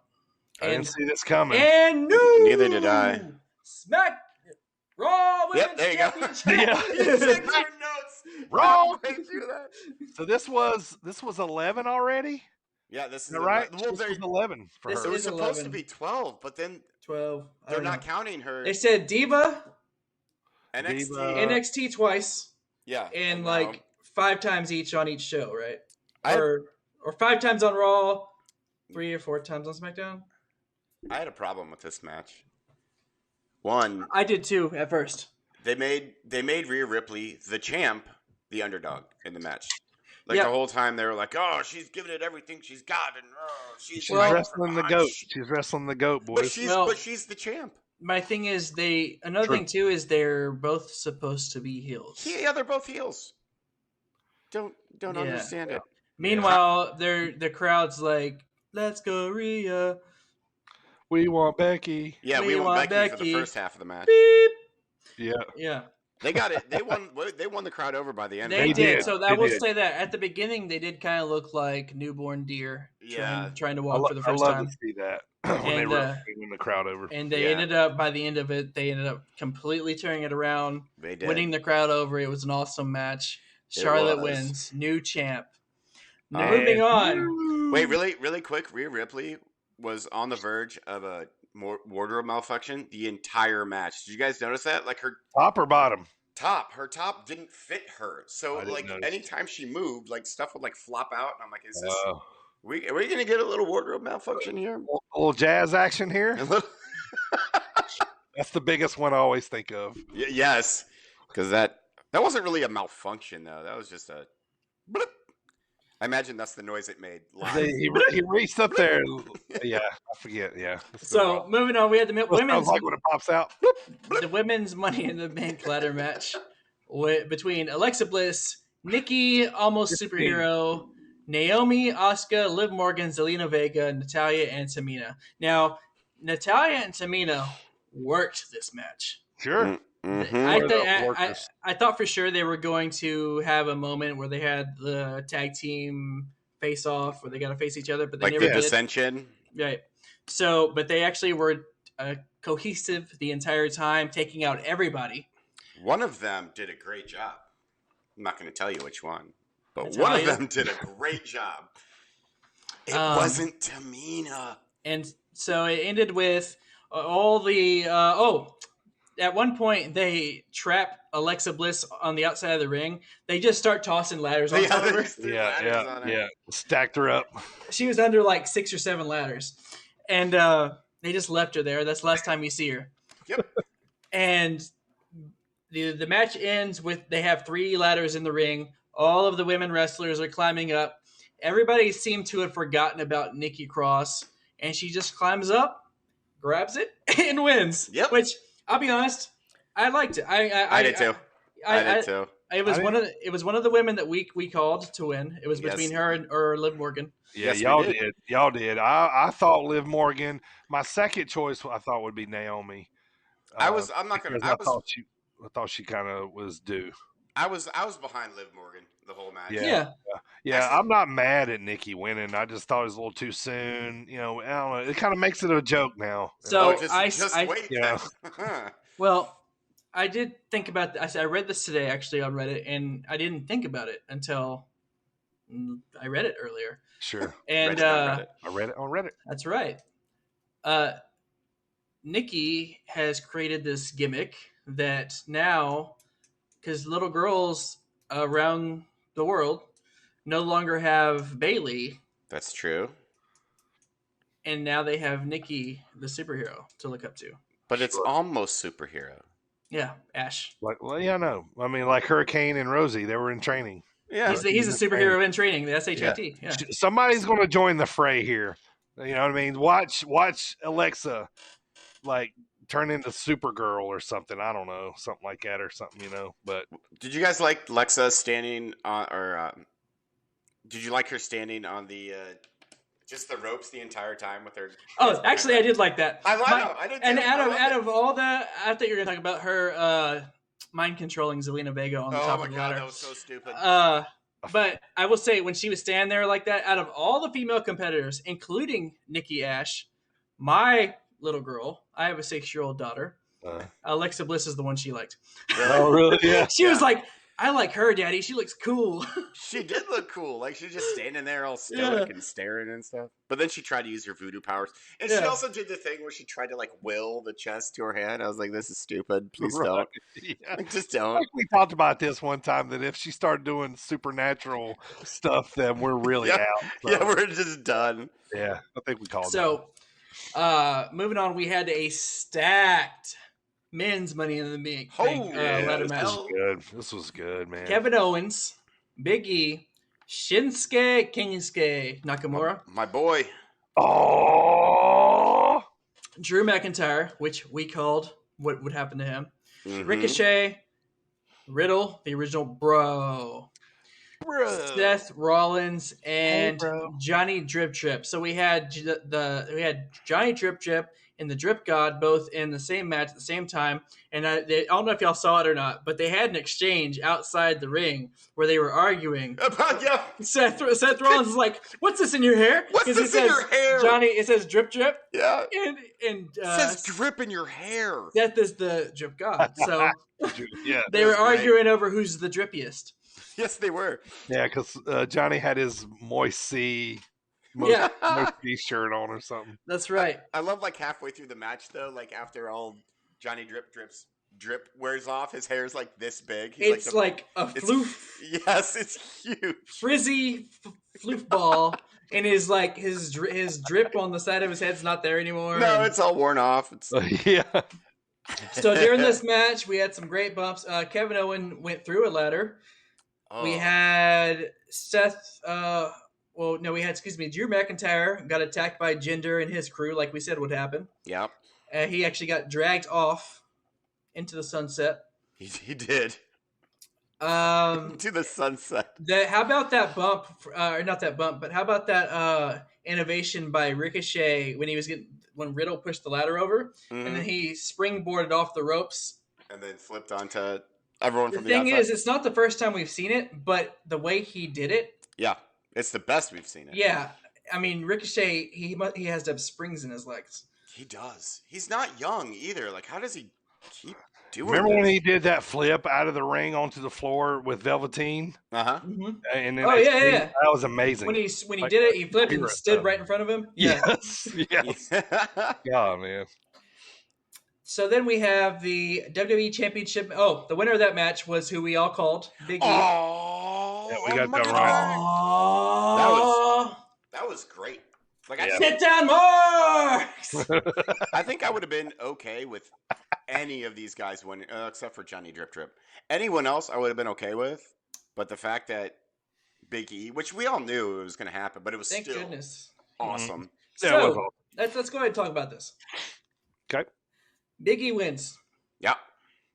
Actually, let's move forward real quick, and we'll get back to this. Bobby Lashley versus Kofi Kingston. Bobby Lashley destroys Kofi Kingston, wins and retains his title. Absolute Okay, squash. now let's get back to Big E. Yes. So Big E wins the Money in the Bank briefcase. Mm-hmm. Bobby Lashley has been feuding with the New Day. Uh-huh. So we're gonna see these two bulls face off. You think Big E's gonna have a feud with Bobby? Yep. Yep. And I think Bobby's gonna lose. Well, it depends on what stupid. No spoiler alert. Never mind. We'll get to that later. So the main event of Money in the Bank and final match, great match, Universal Championship match between Roman Reigns and Edge. What y'all think of that? Pop. This again, Edge. That was a Stone Cold at the height of Stone Cold. Dude, pop. Yeah, he did awesome. I love Roman Reigns' music, by the way. Absolutely, it's like final. It grew boss on me video game. so quick. I remember the first time I heard it, and we actually were doing the pod already, and I kind of dogged it the very first time. Yeah, you did. And then, like, as time has gone on, I'm like, man, this is like epic music. Yeah, it is. Now they incorporate that like graphic of him, like like it's that, and it pans down. Ah. And did he get some more ink? It looked like he got some more ink. Yeah, maybe he finished it down the ribs. Yeah, maybe finished. Down, I know it connects under now. Mm-hmm. Under his arm, except for like his arm patch or his armpit patch is just bare. Yeah. I love his music though. It's like final video game boss. Yeah, and then it fits because it's timed perfectly. They get in the ring. He can Paul hands him and then synchronize with the music when it crescendos. He holds up the belt. So I like it too. That was actually another comment I saw on Reddit was Roman Reigns has reached final boss level. Yes. Yeah. He has. His music, his entrance. I feel like he's taken a note from like everybody he's interacted with. So like he walks slowly to the ring, real methodically. He stops in front of the ring and just kind of takes his time. And then you know who else who did that? Undertaker. Wait, what? No. So he was fast to the ring. But I'm just like, man, he's like taking all these tools and put them all together. Yeah. He's awesome right now. I love this. So He's the so best. Roman Reigns retained, To and the surprise of no one. at the end we had a Roman Reigns get the mic and say, "Now you all have to acknowledge me." Except he said it a lot more. Yeah, he said it very sinister, Yeah. very Acknowledge me. sneaky, like yeah. Right as he said me. Da, da, da, da. John Green and Cena's yellow. back. John Yeah, Cena's green and back. yellow. Yep. John Deere colors hit the Titantron. John Cena John Deere songs. colors. Yeah. That pop. This Talk was, about a pop. yeah. That's That the- dude. Yeah. That mean, was Always one of loved the biggest John's pops ever. interacting with The the roof cameraman. is no longer in that building. It has been blown off. Oh, that was awesome. That was great. Yeah. Great. He didn't Good even stuff. say anything. He came in, did it, ran the roast back and forth, did the hat throw, looked at Roman Reigns, did that, Did and his then thing, yeah. bounced. Then he was done. He was out. That's his all he had paycheck. to do. That's all he had to do. That was good stuff, man. That was good stuff. So that was Money in the Bank. Big moments there that we just real quick. Big moments. Big E won Money in the Bank. Nikki Cross won Money in the Bank. Charlotte Flair new champ, and John Cena retains. John Cena retains. I mean, excuse me. I was like Roman Reigns retains. Reigns retains. John Cena returns. Returns. Awesome. Yeah, that was a great pay-per-view. I thoroughly enjoyed it. You know, like Me I too. said, I felt like we were back when this one started. So that led into Monday Night Raw, which Cena was already advertised for coming into Raw. So another hot crowd Monday night for Monday Night Raw. And were they still in They're still Florida? in. Yeah, they were still yeah. in Dallas area. Yeah, Oh, Yeah, they're no, still in yeah, Texas. okay, they all were right, in Fort Worth for Money in the Bank. okay, got you. All right. I Monday love Night Raw. Pat McAfee's outfit, by the way. Oh yeah, he looked like a geek, and it was great. Cowboy Pat McAfee. Yep, Cowboy Cowboy Pat. Patty. So John Cena opens up the show, like Dirty said. There is no one out there, love him or hate him, that can hype up the crowd quite like John Cena. Nope, he's the best. He hypes up the WWE Universe, saying he came back for one thing and one thing only: the crowd and Universal Championship and Roman Reigns. He said Love it. Roman Reigns. He actually said a bad word, but He did. he also said Roman Reigns needs to be knocked down a notch and humbled, and he's going to do it at SummerSlam. Nice. He said he'll also see Roman Reigns this Friday at SmackDown because he'll be there. Riddle comes out for his match, and he comes to the ring, and it's just, he's just like, bro. John Cena says, bro. Riddle's, bro. They had a bro off. It was awesome. Riddle is so You great. could tell that Riddle's mind was absolutely blown. Yeah, just Cena. loving it. Cena giving Riddle the rub. Yeah. Oh yeah. He had a bro duet with Cena, Cena. and then Cena bounced. Next up, we had America's Most Wanted come out to the ring. Moist wanted. The matchup was between Riddle and the Viking Raiders Boo. versus AJ Karen almost and Johnny Drip Chip. AJ Karen. I didn't notice that before. Viking Raiders and Riddle win due to a dripstick misunderstanding. Fooled them with the old drip stick. So, was it Riddle? Oh, dripstick gimmick. Yeah, it was Riddle. Riddle comes around. He steals the dripstick because Miz is the keeper of the dripsticks with his wheelchair, Yeah, and he he's takes got a it bucket and of water. he squirts almost in the back, Almost. and then he gives it back to Miz and leaves. Yeah, he's like, haha, and then he took off. Almost. The arrogance is what I like to call it. Yes, Like it the is old- arrogance. Like It needs Rick to be one of those Martel. Yeah. bug sprayers. In case you were still wondering, WWE still stands for Walk with Elias. Elias. First time I liked Elias in a long time. Who wants to walk? I've always liked him when he's done that. Me And too. As much as he's been hated, that's always gotten over that phrase. It has. Sure has. No one cares about Jackson this Riker feud, comes out, says he's going to shut up Elias in a Symphony of Destruction match. I rolled my eyes when that was Yeah, announced. at first I was like, man, this is super lame. And then they had the match. And the match was actually, beat the snot out of each other with all these instruments. Yes, they did. Strowman was in that match one time, wasn't he? Yeah, he also Yeah, had the cello. Yeah. Yeah, the big cello that he played like a guitar. Right. So, and I think it was also against Elias. Yeah, it was actually. Yeah. That's So like his new gimmick match. So yeah, it's Elias's gimmick match because And that was against Braun Strowman as well. But he loses all of them, so maybe it should not be. Yeah, his he gimmick lost match. when Jackson Riker put him through a table via a superplex He did. to the outside. Bored. I was bored with this. I don't like Jackson Riker. I'm not behind him. He's supposed to be a baby face, and no, everyone likes Elias more. Agreed. Tamina and Natalya have a match with Shayna and Nia Jax.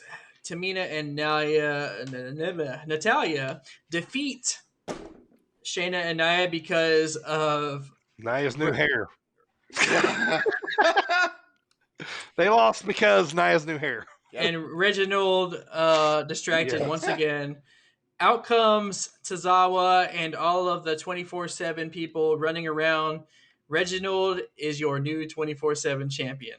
That was a nice spot by him, though. It really was. Dude's athletic. I'll give him that. The circuit And he did it whatever. in flats. He had some shoes that won't stick. They did it in flats. He I mean, my wife works in flats too, so anyway, it was a nice spot good for there. Reginald. Yeah, good way to get around. Yeah, it is. They're comfy. And I He's mean, about to get James Ellsworth. Here pretty soon. It's about it's going to be to see who can do a corkscrew around the ring the fastest between him and R-Truth. Yeah. I still give it to R-Truth, even though he's like 70. The almighty Bobby Lashley arrives for an open challenge match. Get ready to bask in his glory because Keith Lee returned and answered the challenge. And then when he returned, because that's not who I thought was going to answer that, honestly. I didn't think it either. I know for a while we've been like, where is Keith Lee? Yeah, what is that guy I thought it was doing? gonna be a debut. I thought it was gonna be a debut. And so, yeah. Well, I thought because they had already announced that Karrion Kross was going to be on the show that night. Lame. So I was like, maybe he's going to come out. Lame. So we'll get to that. So yeah, we're gonna get to it. You trust me. So we have Lashley defeating Keith Lee, but it was a decent match. Yeah. Boo. And afterwards, Oh, moment of here we go. silence for the garbage that happened. Because as much as I love Goldberg, I mean, everybody loves Goldberg, but it's the same thing as I said last week. Whenever the NWO was rumored, stop it.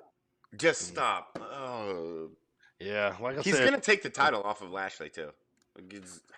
And the thing is when he came out, whether it was a work or not, Lashley looked visibly pissed. Yeah, he did. He looked mad.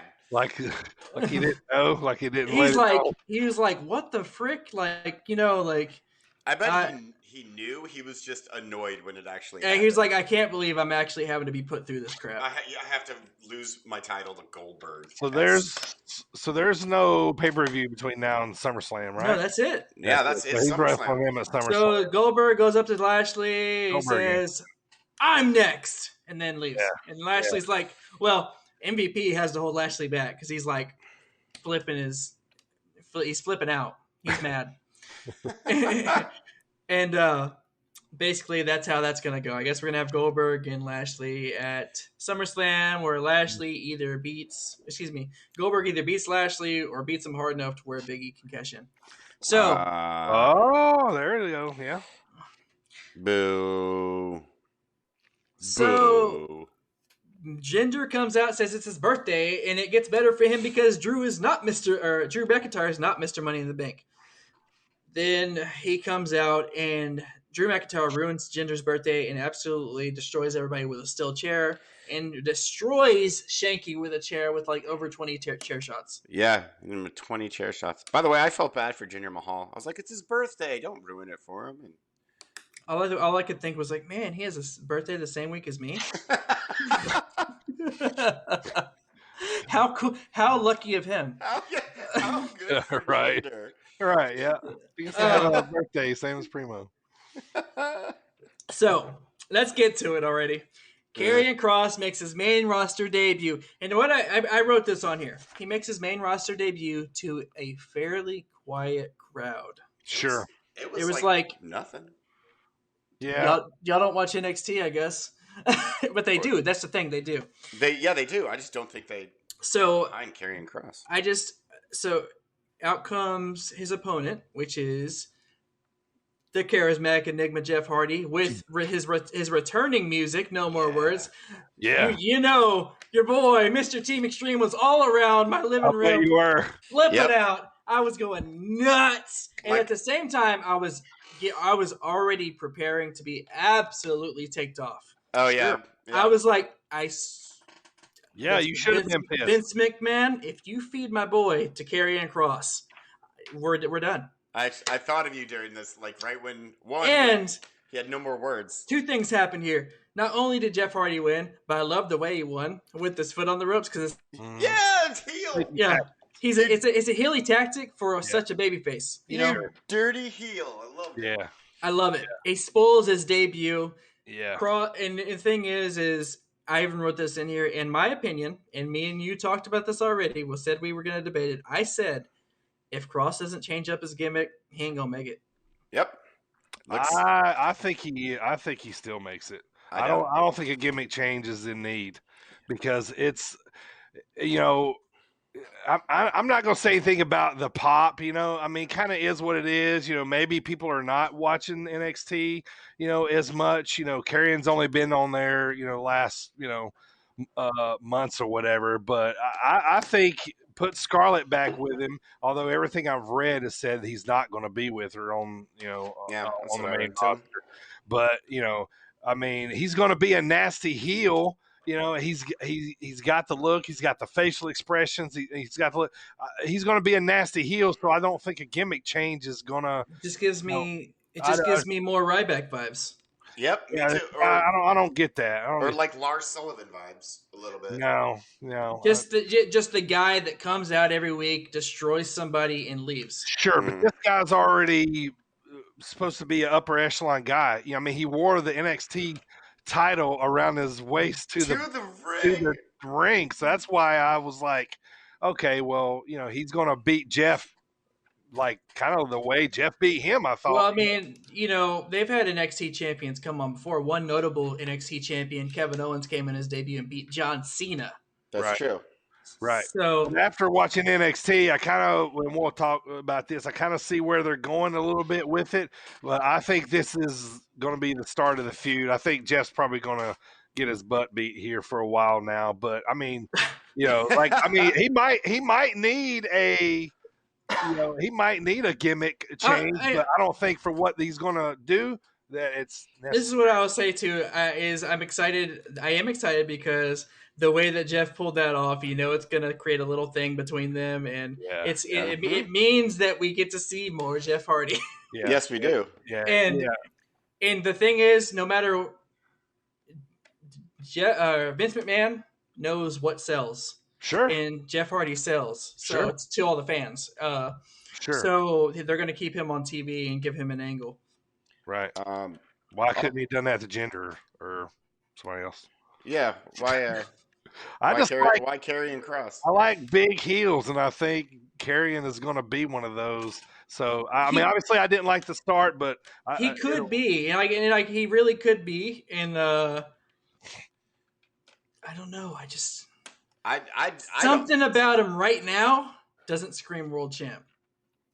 Like no, but I think everything about him screams nasty heel. Yeah. His facial expressions, he can talk. And maybe it's because we've gotten so used to the era of reality, like real people. We got Roman Reigns, Seth Rollins. Yeah. So maybe it's like the more so characters aren't going over as well these days, but I think this gives I think they have plans for something down the road because I think this gives Karrion some sort of substance.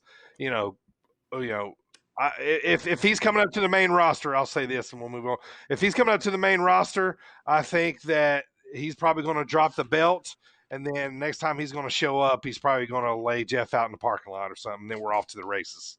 You know what I mean? Like, like some kind of revenge or whatever. But I mean, if they're trying to get him over as a heel, put him with Jeff. Yeah, right guy. for sure. Yeah, yeah. That's right guy. Just destroys one of your, hot baby faces. Sure. But Joe's gonna kill him. So anyway, last but not least on here. I enjoyed that debate you guys had, by the way. That was fun. The marks the marks don't always agree. We don't always agree. That's good. We don't need to. So the main event, we had Charlotte versus Rhea Ripley in a championship rematch. It was a good back and forth, good back and forth match between the two, but Rhea just couldn't put Charlotte away. Charlotte ends up winning. She starts to walk away with her belt to take. The way she wins is she starts to walk away with her belt. I'm sorry, Rhea wins, but because Charlotte starts to walk away with her belt and to take the count-out championship's advantage, Rhea comes out, tries to grab her to get her in the ring because that's the only way she can win. Charlotte nails her with the championship and takes the DQ. So afterwards, Charlotte's, of course, ticked off, and she starts laying out Charlotte. Right about this time, Nikki, almost superhero, arrives and cashes in her Money in the Bank contract, and we have a new Women's Champion, Nikki. I hated this Raw did not go my way, man. Me neither. That girl lost the belt. One of my favorite heels got waxed off. I took this some whole time I was just going like this. We're jumping the gun early, but hey, I text you because I was expecting something else. I was like, that is not how I saw that going. Right? I thought it was gonna be Becky, obviously. Me too. But she made the comment that Becky is at home breastfeeding while she's running the division. While she's running the division. Yeah, that was a good line. It was good. And Becky actually replied via Twitter, but I can't remember exactly what she said. That was the end of Raw. That was all of Raw. We had a bunch of, they're going for pops like we talked about. Yeah, they are. Yeah, hot weekend for WWE minus NXT. We're talking about that shortly, but kudos to them, man. They made it interesting. We got goosebumps. We saw Cena come back. Big pops for Edge. So good job by everybody. Money in the Bank was awesome. But I thoroughly enjoyed all the wrestling this weekend. Before it went all WWE again, and then I got kind of annoyed with Monday Night Raw. Yeah, and Tamina and Nia Jax and Jeff Hardy and Hey, I'm about to talk about Karrion Kross here in a minute. Yeah, let's talk about some more here. At least he did some heelish stuff on this show. Yeah, he did. Yep. So I'll talk about that angle last because it's the most important angle on NXT right now. But let's start off with, we had an opening match with Diamond Mine, with Roddy Strong and Tuesday, by the way, last night. Yes. Yeah. Yes, last night. Roddy Strong and Tyler Russ versus Kushida and Bobby Fish. And Fish and Kushida attack Diamond Mine before the match starts and actually end up winning. Kushida wins with the hoverlock. I don't really get the point. I didn't either. Because we're supposed to be building Diamond Mine. I don't understand why Kushida and Bobby Fish are beating them. Right. Supposed to be building Karrion Kross. All right, I'm done. Moving on. We have Primo junk because that's his boy. We have Cool Kyle versus Austin Theory, and what I want to say about Austin Theory is I really liked his entrance. Hey man, me too. Yeah, Austin's gonna be NXT champ. His gear looks like he's an X-Men. It does a little bit, yeah. So he Cool Kyle ends up winning by a knee bar. Lots of submissions. Afterwards, The Way is arguing back and forth backstage because they're talking about, losing titles, losing matches, typical faction stuff when everyone's losing. Austin Theory looks like he's kind of not feeling it. He's not feeling like his happy-go-lucky jokester self. He takes his bags and leaves. He reaches out for the Yeah, high five, and then Johnny doesn't give it to him, so he leaves. Right. Yeah. We have the NXT Breakout Tournament, round 1. Andre Chase versus Odyssey Jones. That's a big dude, isn't it? Yeah, Andre Chase, by the way, Harlem Bravado, local guy out of North Carolina. Big shout out. Love to see, he's wrestled all over the world. I've seen this guy wrestle a lot of indie shows. Love seeing him getting on NXT, but most of all, my man, big Tar Heel supporter. So thank you, Harlem. Andre Chase. Nothing but the best, man. Good match here with Odyssey Jones. Odyssey Jones, a little bit of his background since you gave Andre. So Odyssey Jones, he's former Syracuse player, offensive lineman. They said he's like, I don't remember his height, but he's like pushing past 400 pounds. Big boy. Big boy. Well, But he can move. So Odyssey Jones wins and he moves on in the breakout tournament. you think they'll go out of their way to not call him OJ? No, I bet they call him because I bet Vince thinks it's hilarious, even though it's NXT. I like the name him Odyssey OJ. Jones. He looked a little, he looked a little gassed there at the end of the match. But my boy, though, Andre, did you see he almost fell on his head there that one time? Yes. So when he did the outside the ring, he was like so close. Like he fell right here. Yeah. And I was like, ooh, yeah. Did you hear Beth Phoenix? She goes, Yep. No, I didn't hear that. sound like all of our moms in the car when they got to hit the brakes. Both her and Wade Barrett both kind of like, you could tell they both cringed. Yeah. And luckily he bounced up real quick. That's what I was going to say about this match. Even though it's the breakout tournament, and maybe it's because it is the breakout tournament, these guys are putting on some matches. They're getting out of the ring. They're doing it in the ring. They went all over the place. Harlem Bravado, a.k.a. Andre Chase, man. I could probably easily guess he's been wrestling 10 years. No doubt. He went overseas for years, wrestled over there. And he was in a great tag team called the Bravado Brothers. That's a good name. Yeah, they were in PWX, but glad to see him on NXT. We had Xia Li versus Raquel Gonzalez for the NXT Women's Championship. During the match, Raquel ends up doing this like corkscrew senton and absolutely crushes Xia Li, causing like emergency staff or medical staff to be called out. They eventually clear her to finish, which I don't think she was actually okay. I think they were just finishing the match. Yeah, because like just literally one move later, Raquel wins. Yeah. Wonder what happens. She crushed her. Yeah, just pancaked her. Yeah, like she did this. It's like a corkscrew, like senton, where she starts out forward, facing her, and then she spins and just flat backs her, and she's much bigger than Xia Li. Yeah, a little bit. Yeah. So I could have got the wind knocked out of her. Who knows? But anyway, the two big angles right now. Let's go with the funny one here. LA Knight and Cameron Grimes arrive. They arrive in LA Knight's car, and they're bickering back and forth. Knight's like, "We would have been here 10 minutes ago if you would have listened to GPS." And Grimes said, "We would have been here a lot earlier if it would have been my Rolls Royce." And Knight's like, "Whatever, go to the bag and get the bags." So he goes. He opens the bag. He's like, "Would you really need this many bags?" He starts getting the bags out.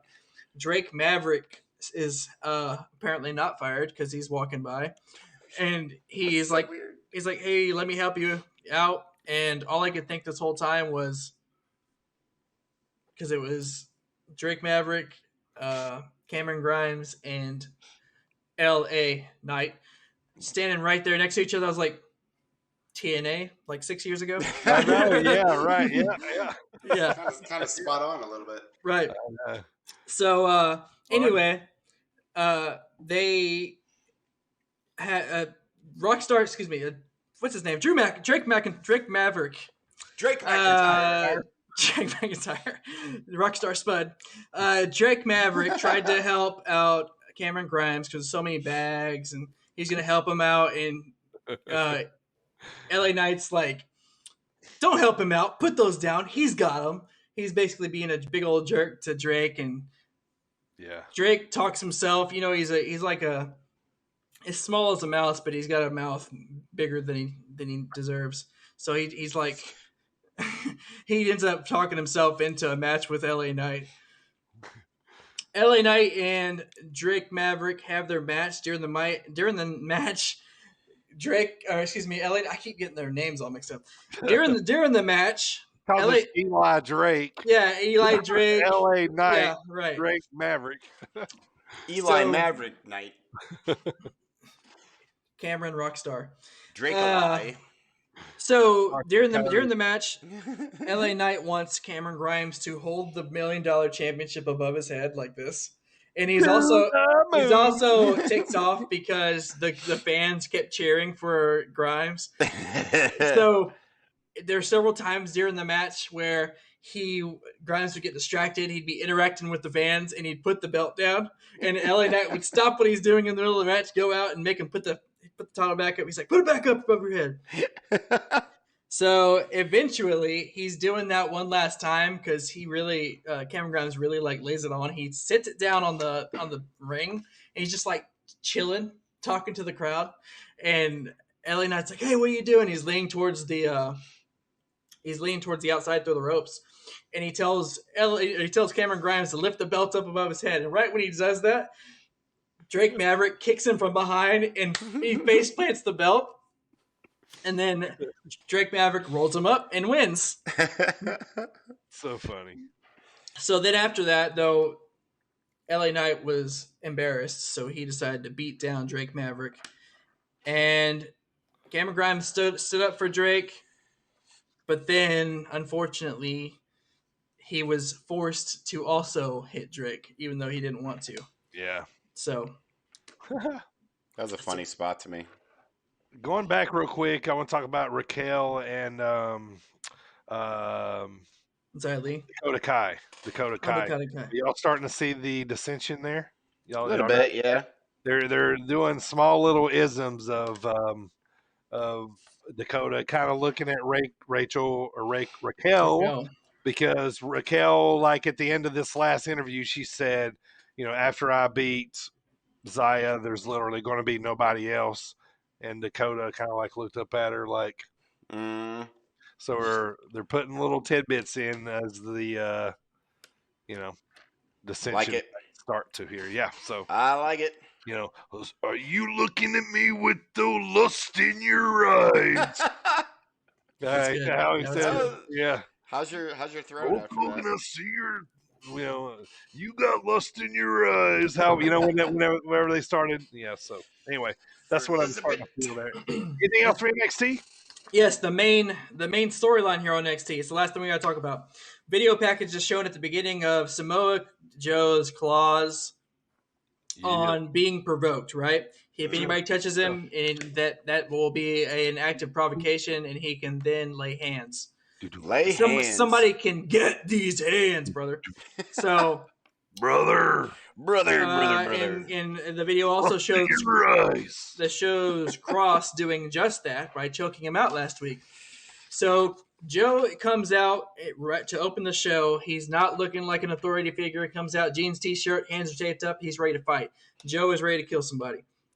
He's ready to stare somebody down. He says, "Tick tock, guess who's coming to smash your clock?" That's what he tells Karrion Kross. Why? Why is he rhyming now? When is Hickory dickory dock. Regal comes out and says that is not what he had in mind for Samoa Joe, and he cannot be calling out superstars. Joe says that's incorrect because the rule says that he has to be provoked, and he was. Joe says Kross is out of control, and he needs to be put under control. Regal says he agrees with him, but Joe better solve the problem peacefully when Kross arrives. Joe is like stewing all night. He's like looking all over the place. He keeps going to the parking lot. At one point, Joe, he says he can guarantee at the end of the night someone will be put to sleep.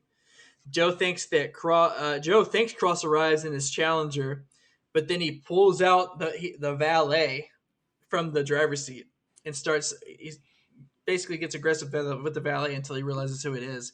So then now he knows that Kross is there. He goes out to the ring. and tells Cross there will be a reckoning. Get out to the ring and let it happen.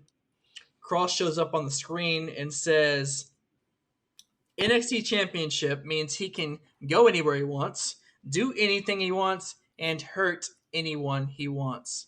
And right about that time, the camera pans down and it shows that he laid out Mr. Regal. So, and William Regal is unconscious, which sets Joe off again. Joe starts to go to the parking lot to get to Karrion Kross right away. And right about the time he reaches William Regal, Karrion Kross is able to get the challenger and take off. So it's just at this time, Samoa Joe is fuming. And that's how we ended NXT. So where are we going with this? Is Joe going to get reinstated as a wrestler, quotation marks, and take the belt from Karrion, and then he goes to I hope so. Main roster? Is that where we're going? Well, it's got to be somebody that can lay a beat down. You know what I mean? That's believable. Yeah. And they announced TakeOver is going to be the night after. They're going to flip-flop. SummerSlam is going to be on Saturday. TakeOver is going to be on Sunday. That was interesting, by the way. Do they think they realize that, or do you think they realize that NXT has consistently been putting on better shows, and they want to end the weekend on a high note? Yeah. The SummerSlam's on Saturday. SummerSlam's on Saturday. Yeah. Do you think TakeOver Sunday? Like they did that because people are going to be really mad when Goldberg beats Bobby Lashley? So they're going to make us happy with NXT? With lose it to Riddle on Monday. He's always called out Goldberg. Y'all know they got a little rival. Yeah, they got their little beef going. Bro. August 21st, Saturday night is SummerSlam. TakeOver Sunday, August 22nd. There you go. So that was NXT. That's your recap of the week. That's been your Stacker replay of the week. Shakalaka, yeah, brother. See lust in your eyes. All night. All right. Both of you need a drink of water after that. I think we did. Stacker. All right. Catch the buzz and feel the sting. Or feel the birdie and feel the sting. That is our recap for the week. Thank you, boys. Nice job. Let's jump right into our drop kick discussion of the week Today is our top 3 favorite Daniel Bryan Danielson matches, as we are going to talk about just our top 3 here, as he has a ton of matches. So we'll see where we're going to be at here. So, Primo, why don't you start us off with your number 3 Daniel Bryan favorite match? You remember when Chris Jericho used to do the Stacker commercials? Yeah. Sorry, that was just playing in my head. I don't. That's where that saying I was saying a second ago was coming from. Anyway, number 3 for me. I will say it's not really my honorable mention because the match itself was so-so, but a cool event involving Daniel Bryan was the Raw. It was his January Raw in 2014 when he turned on Bray Wyatt in the steel cage. Yep. Super sick. That was cool. I have that for an honorable mention as well, actually, and for the same reasons. Right. So my number 3. Wait. There we go. Oh. Okay. Already break out the pen. We're only on honorables. Yeah. Only the unmentionables. The unmentionables are bringing out the pen.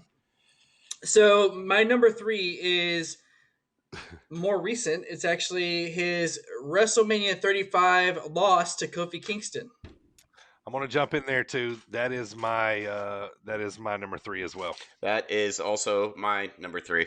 Really? Wow, we all agreed. Is that the first time ever? Yeah. That's first time. Number 3 is all the same. Wow, yeah. Same. Mania 35. It was a great match. He got Kofi over like absolutely huge. Yes. God. Well, all right, Primo, go right into number 2. My number 2. I think this one will probably be different. We had heel Daniel Bryan. It was during his. It was also probably is part of the run with the. He just taken the belt off of AJ Styles.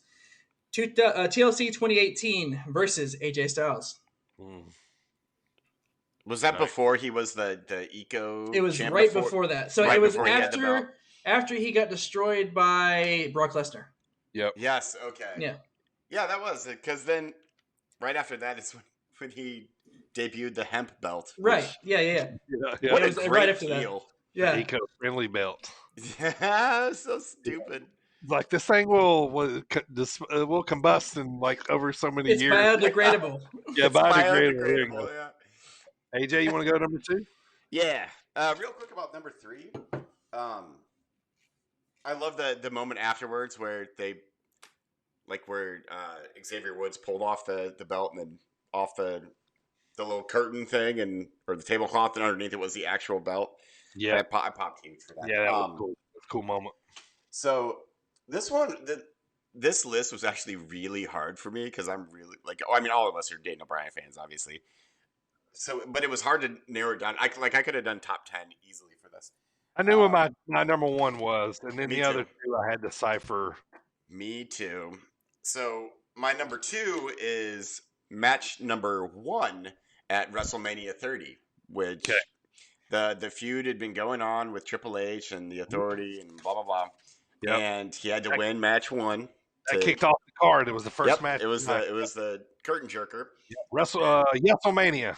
WrestleMania. Yeah. And it was the kickoff match. It was against Triple H, who normally he works slow, methodical matches, but everyone was so behind Daniel Bryan with his injured shoulder and all that stuff, and he won to get to the main event. It was fantastic. All right. Well, I will roll right off of that as my number 2. Not the same, but on the same card, the finale that night of Mania 30. My number 2. WrestleMania. Yeah. Daniel Bryan versus Randy Orton versus Batista. He had recently beat Triple H earlier in the night to get into the match. I think this was his biggest crowning night achievement of Daniel Bryan's career. So that is my. He did it! Miracle on Bourbon Street! Yes-O-Mania! Yep. Tap out Batista! Tap out Batista! While we're talking about it, that's my number 1. Hey, while we're talking about it, that's my number 1. Okay. So there's a couple reasons for me. I'm an Evolution mark. So Batista and Randy Orton working together. The powerbomb RKO into the table. I love that spot. There's Batista bomb RKO in the table. But anyway, I love that match, and the hype behind it. Obviously, like we just talked about, he had to win the match against Triple H to get to this match, and then it was a thruple. It was a thruple match. It was a thruple, yeah. And he tapped out Batista. Batista. Which, by the way, I'm actually a Batista fan. I'm a big fan of Batista. I am too. I love Batista. And I actually hated how much like the fans were hating on him. I was like, man, the fans are being so stupid when they were all hating on him, making him Batista and all that. I know. I was like, why are they so mean? Boom. Batista. Got in my way there, buddy. Sounds like a Mario character. And then he was a blue Tista when he wore the all blue. Yeah. So even a blue nose ring, I think. Yep. And blue everything. So moving on. Yeah, that match, Daniel Bryan, as you said, crowning achievement during that era of his first run there. Huge. And it was the height of the Yes movement. Yeah. It's just amazing. This was the big underdog movement all the way up to the top of the company. They had no choice. He finally beat the Authority. Yep. Yeah, and he left him no choice. You were right, because like the fans would have quit watching wrestling if they didn't do something with Daniel Bryan, and they did the right thing with him. So that is both of y'all's number 1s, right? Mm-hmm. All right. So my number 1, this one goes back a little bit. This has always been my favorite Daniel Bryan match. I've watched it a lot. I recommend anybody out there that has not seen it. Okay, 2006 Ring of Honor, Daniel Bryan versus Nigel McGuinness. This match was in Liverpool. This was the unification match between the ROH World Title and the ROH Pure Championship. This was an absolute banger. If there's a definition of the word, blood. It was a 30-minute war, and for me, Nigel was a complete mess at the end of this. And he like they just went at it, man. And this was kind of like Daniel's crowning achievement because he went into the lion's den, so to speak. Kind of like Cena going into the Hammer Right. style. Yeah. But he conquered and won both matches. So 2006, if you haven't seen it, versus Nigel McGuinness, go back and check out this match. It's my favorite one of all time. And plus, too, man, if you've never seen Nigel wrestle, a lot of people just know him as a commentator. He's a great wrestler. So that concludes our dropkick discussion for our top 3 favorite Daniel Bryan matches. So that one was pretty quick since we had 2 in the same spot for 2 of us. Yeah, and we only did 3 versus 5 normally there, so I'm gonna do 5. So, all right, let's get to some news and notes, rumors, that kind of stuff, man. What are you guys feeling, man? After all this wrestling this weekend, I feel like it's exploding again. We got the fans back. We had these returns. Primo, AJ, tell me, man, what are you feeling right now about wrestling? Are we back in love? I will say that I watched almost every bit of wrestling since last Wednesday. And because I was so excited for the first time in a long time, I was actually excited for everything. Yep. And I wasn't just watching it because I like to watch wrestling. I was watching it because I felt like when I was a kid or a teenager, I was the one who was like, if I don't catch Monday Night Raw at 7:00 when it comes on, I was going to be upset. And so then I was, that's how I felt this week. I wanted to watch them live, and it's exciting to me that it feels like this COVID era is something very quickly that we'll think of that was in the past, and we'll move past it. It'll be a little, not little, obviously, because it's not little, but it'll be, like you said, it'll be a period of time that we'll look back on, probably not very fondly. A blip on the wrestling radar. And people will be like, "You remember the Thunderdome? That was really stupid." Yeah, and it was, but it was what we had to do to. I will say that I did like Drew McIntyre. He made that comment, something about never having to see the Thunderdome again. Yeah, that was nice. Yeah, they spent a lot of time there, so that's probably they were probably happy. Probably so sick of that place. Yes, sure, man. Yes. And that's one thing too. I did notice that when I was watching Raw, every time they would do like 2 weeks ago this happened, and it's a replay of the Thunderdome. I was like, ugh. Yeah, it take a while to get out of that. Yeah, it was unsightly almost. Yeah, like, I remember you. I try not to forget, or it's I try not to. Crazy girlfriend that won't go away. We also, the excitement, it helped with Cena coming back, Jay White showing up in Impact. Wrestling is, like I said, I feel we're on the uptick, man, and it feels good again, man. It really does. It really does. Although I worry about WWE. I mean, like you guys said, they're going for the pops right now, but I don't want them to rely on old people to get those pops. Like, I want them to actually do their jobs and get emphasis on old. Yes. Right. Yeah. Like I texted, I hope that these guys are just here to elevate Roman and Bobby. Yeah. I mean, no, don't get me wrong. I love Goldberg. Everybody loves Goldberg. Sure. He's a legend, and he is amazing during his time. Yeah. During his time. I think Cena is the only one that has a shot. I don't see Goldberg winning. Cena, legendary 17th run. 17th run, Roman could, the belt will go back to him later. That's the only one I see winning. It's wrestling. We could be swerved. But... so I will say this. When there was Roman and Cena in the crowd, as I've talked many times tonight, I scroll Reddit all the time. And they were flawless again with their comments. They said, the Fast and the Furious producers are going crazy with this right now because Roman was in Hobbs and Shaw. Yeah, he was. That's right. And Cena is in Fast 9. So there's like the Fast and the Furious producers are going to somehow work this into the movie. Yep. Another crossover, which is fine. That's funny. So exciting. It's exciting to be excited again. Yes, it is. So, yeah. All right, guys, time to go to promo school. Let's talk about the Austin 316 promo, the legendary promo. When we first heard this in the King of the Ring 1996, little did we know how important this promo would be to wrestling, right, guys? I mean, Is this the most well-known promo of all time? Like it's pretty Austin close there. 316? You know, he had just won the King of the Ring. He beat Jake Roberts to win it. He had to go get stitches and came back. Yeah. Yep. This is like the promo that put wrestling in the mainstream almost. It was Mike Tyson basically that did it. Yeah. This definitely had a lot to do with it too. Where like everyone was like all of a sudden like, oh, wrestling's not some niche thing that It was dorks like watch. that same night Austin 316 was on a t-shirt, printed.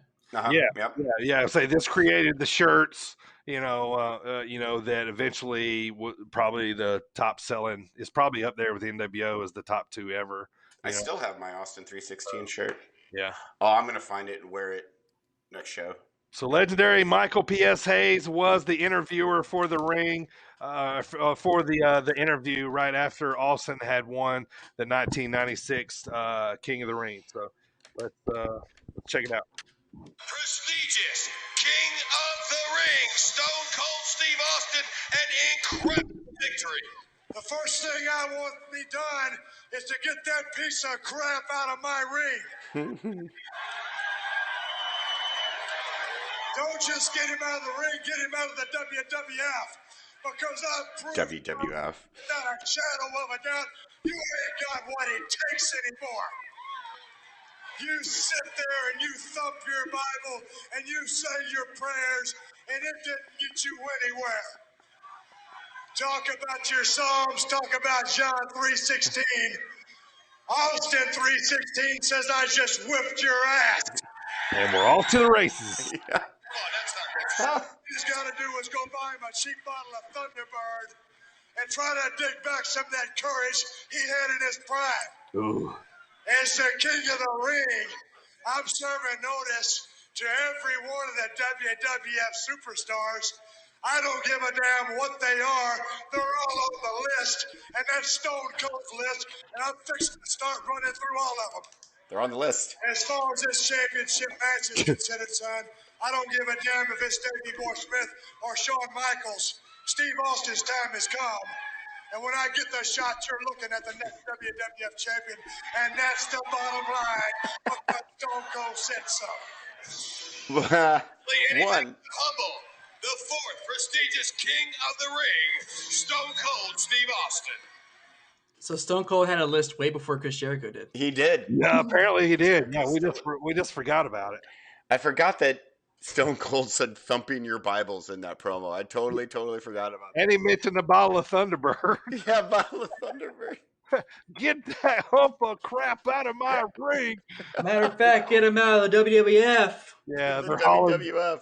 hauling Jake out of the ring when he was wearing that awful Power Ranger uniform. It kind of looked like it was wild, man. Oh, I love that promo so much. Yeah, it was so good, man. And I mean, like, little did we know, like I said, off to the races after that. Mhm. Austin 316, and that's the bottom line. Like, holy cow. 1996, man. Thump your And Bibles. He had that rhythm that he started to talk in, Mhm. that aggressiveness. Yeah, So it was the whole thing. really was. All right, let's hop up here next, man. I want to give you a quick little update on Big Beef Knowles Garvin. He had a match last week with a Rip Bison at Limitless Wrestling. As we talked about it last week. If you hadn't had a chance, go check this out on IWTV. Beef literally left this man laying at the end of the night as they're going to continue their feud. But I just want to say how awesome this match was. These guys went at it at Limitless Wrestling. Rip Bison and Big Beef. Go check it out on IWTV as that was a really awesome match. There's a lot of meat in that match. A lot of meat in the Big match. Beef and Rip Bison. The Ripper. Oh, Ripper. Uncle Ripper. Uncle Ripper. Another thing, too, I want to talk about, guys, tomorrow night right here on this channel, twitch.tv/DirtyBird33, 2 eyes in the bird. Primo and myself we are calling a race sponsored by the podcast here. The race is in conjunction with the Ultimate Racing League Cup Series on NASCAR Heat 5.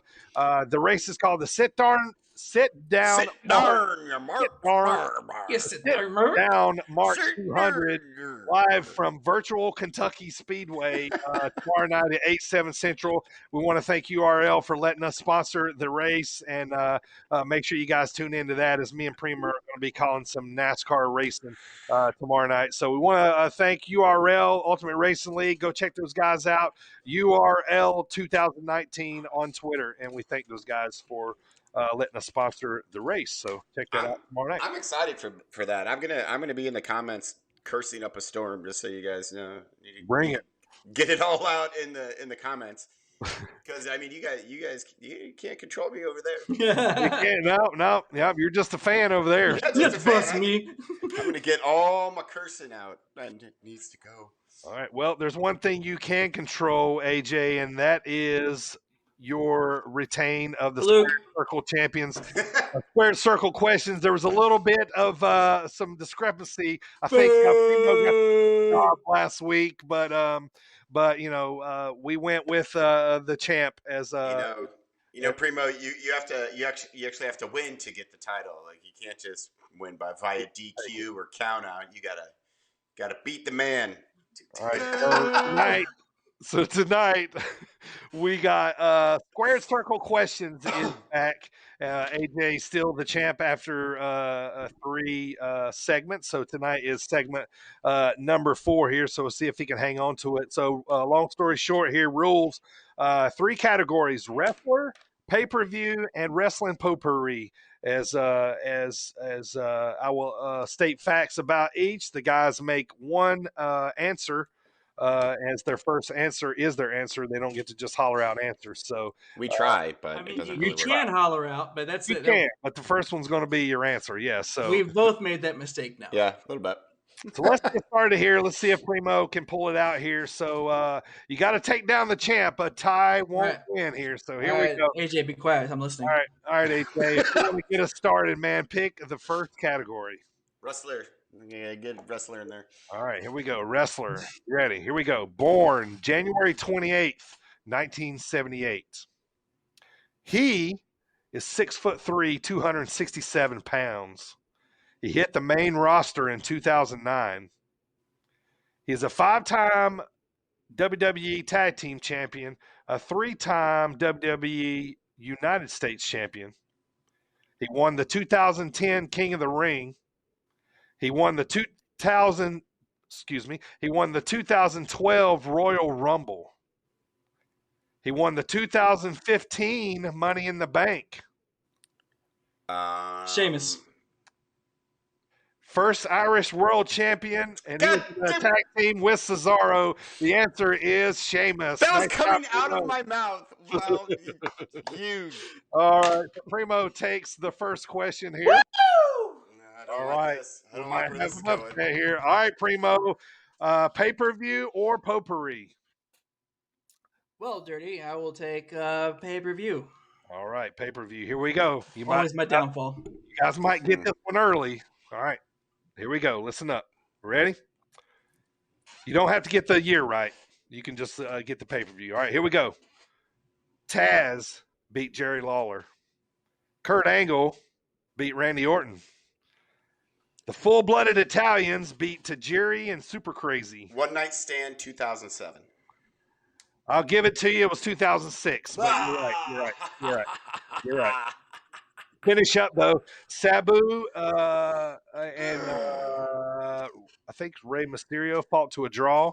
Edge and Lita and Foley beat Dreamer, Funk, and Baloo. Balls Mahoney beat Tanaka. RVD beat John Cena. I'm going to say One Night Stand 2006. So for the WWE title. All right, boys. I'm glad it ended this way because I'm going to need you to get out pen and paper for this final question. Okay. All right. Got it. All right. So I have a question and I have 2 tiebreakers associated with this. Okay. So I'm going to give you guys, I'm going to ask you the question. And then when I ask you guys to reveal, I'm going to ask you to. So we can't shout out. We have to write it down. Can't shout out. We're going to write this one down, and I'm going to holler out the answers. Hold on. I need to find a marker just so my win can be nice and clear. Okay. So there can be no question of shenanigans. Okay. So the first two questions are you gotta hit them right off the bat. If we go to a third tiebreaker, it's going to be closest answer wins. So, but let's start with this first one. All right, here's the first question. What year did Edge win the King of the Ring? Do not reveal. Just let me know when you're ready. What year did Edge win the King of the Ring? So you got to get it right to win. Hey Jay, you ready? Mm-hmm. No, I'm not ready. Okay, Primo, still take your time. Are you checking your phone right now? Is that what's No, happening? I'm looking at my. Yeah. I'm ready. All right, here we go. On the count of three, reveal at the same time. 1, 2, 3, reveal. Ooh, AJ said 2012. Primo said 2002. You said Edge, right? I did say Edge. Yep, Edge. King of the Ring? Correct answer is 2001. Oh, you were so close. Look at Jen in there knowing it. Yep. All right. He wasn't even wrestling in 2012. Yeah, I know. After I wrote that, I was like, wait a minute. That's not All right. right. All But right. I already wrote it. All right, tiebreaker. First tiebreaker. Who did he beat to win the King of the Ring? In 2000. In 2001. You got to write it down. I'll ask you to reveal. Who did Edge beat to win the King of the Ring in 2001? Let me know when you're ready, AJ. Okay, I'm ready. All right, on the count of three, reveal. 1, 2, 3, reveal. Primo says Regal. AJ says Mabel. You guys are both wrong. It was Kurt Angle. Very good answer, though. I love y'all's answers. Wrong answers only would be perfect. We are failing so bad right I now. know. All right, here we We're go. failing upwards. All right, final tiebreaker question. Whoever comes the closest wins. All right. So we found out Edge won the King of the Ring in 2001. He beat Kurt Angle. Where was King of the Ring in 2001 held at? What state? Closest to the state wins. Closest to the state. If you I'm don't going to get it go right. in the middle of the country. You don't get it right. Just hope. Let me know when you're ready to reveal. Where was the 2001 King of the Ring? Where did it take place? We're going to go with... Just the state? The state? Yeah, just the state. If you guys both get the state right, then I'm gonna ask you for the town. But I don't know if you will. But all right, here we go. Wait, hold on. Ready for reveal here. Shoot, let's go with. Why not? Okay, I'm ready. All right, here we go. On the count of three, reveal. 1, 2, 3, reveal. Primo said Pennsylvania. AJ said Iowa. All right. The pay-per-view was in East Rutherford, New Jersey. We got a new champion. Primo is the new Squared Circle Questions. I'm a champ now. In the champ now. East Rutherford, New Jersey. Oh, that was fun, boys. That was fun. Jet knew that pretty fast too in the comments there. I'm just He's saying. Googling. He's on his phone in the comments. But nobody wrote Jersey though. Yeah, I put Pennsylvania. Shenanigans. Also, if you check out a map, you'll see if judging from the Mercator line, right? Yeah, Iowa is actually closer to New Jersey than Pennsylvania is. Because so Turnpike. I'm pretty sure, like Jetstream wise too, like they get the same. They're in the same climate, and So if we're going like closer, as in like climate, because Pennsylvania is further north, and I'm pretty sure I retain is the moral of the story here. No, you didn't. Okay. So what I'm saying is So what I'm saying is, let's finish up the show here today as Champ. we got thumbs up, thumbs down here, real fast, boys. I'm gonna say thumbs up, fans. The returns, the surprises, the goosebumps, man. I'm all about it. You know, obviously, if you listen to the pod tonight, I don't like how they're doing my boy Killer, but it's wrestling, so I'm here. I'm here. See what happens. Where you guys at? Thumbs up, thumbs down. Thumbs up for me. Obviously, the crowd's returning. Big thumbs up. Jeff Hardy beating Karrion Kross. And then we got thumbs down, Goldberg. Thumbs up, Finn Balor, main roster. There to take down Roman. He's the one that's gonna do it. I'm calling it right now. He's finally gonna have that what do you call that? Redemption run that he was denied after he got injured. Yeah, bring the demon back. Real quick, what do you think of this Seth and Edge run? Oh, I love it. I'm looking forward to this feud. I think they're just gonna, because there's nothing on the line. No one has to put each other over. It's just gonna be solid matches. It's just gonna be fun. SummerSlam, and that's gonna be one of them. Yep, yeah. I'm looking forward to that. Love it. Whole bunch. Love it. Thumbs down. Also Goldberg, and also the fact that I have marker all over my hand now. Somehow, I don't know. That marker on your hand looks like the spot that's on Goldberg's head when he heads the door. Yeah, you gotta learn how to use the markers without getting them on your hands. I teach that to my children. Oh, great. Well, Primo's the champ of something else, so Mr. Heel just got worse here, I think, AJ. So it's all right. It'll make the pop that much bigger when I take all the titles back. Oh, yeah. There we go. You got a ways to go, kid. Let's finish up the show, boys. I want to thank RP Davies for being on the show here today. RPD, man, watch out for him. He's going to be a big wrestler coming up. We'll have him back on the show. Now, looking forward here, August the 4th, we're going to have reigning, defending SCI Scenic City Invitational champion Daniel Makabe on the show. August the 4th, he's going to be talking about the Scenic City Invitational, trying to be a two-time winner for the first time. So we're really looking forward to that. It was a really fun interview. Can't wait for you guys to hear it. All right, let's talk about next week. We are on summer break, so there won't be no live pod next week, but we do have something in store for you here. AJ, tell them. Don't you worry, Marks. We're not leaving you high and dry. We got a little best of planned for everyone. We're gonna do some of our favorite moments from our dropkick discussions. So we're gonna take a look back at all those. It's gonna be great. So don't think that you get the week off just because we're taking the week off. You still listen and still download, and we'll say thank you again next week, well, or in 2 weeks. So even though we're gone, we're not gone. We're still going to be your new ears. Yep, we're going to be back. We're going to be refreshed, ready to talk wrestling. We're just taking that little summer break so we can all go hit the beaches and have a little fun time. So, all right, let's close the show here. I want to thank Coastland Apparel for sponsoring the show here today. We all rocking the hats and shirts. Coastland Apparel. Use promo code BirdTV or Primo for 15% off your order. They got awesome hats and shirts. They just released a whole new line of summer clothing, man. So go get yourself some. Hook yourself up. Primo, talk to them, baby. Where can we get the Sit Down Marks podcast? Let me talk to you. We can all access the Sit Down Marks podcast on, obviously, Twitch if you're watching right now.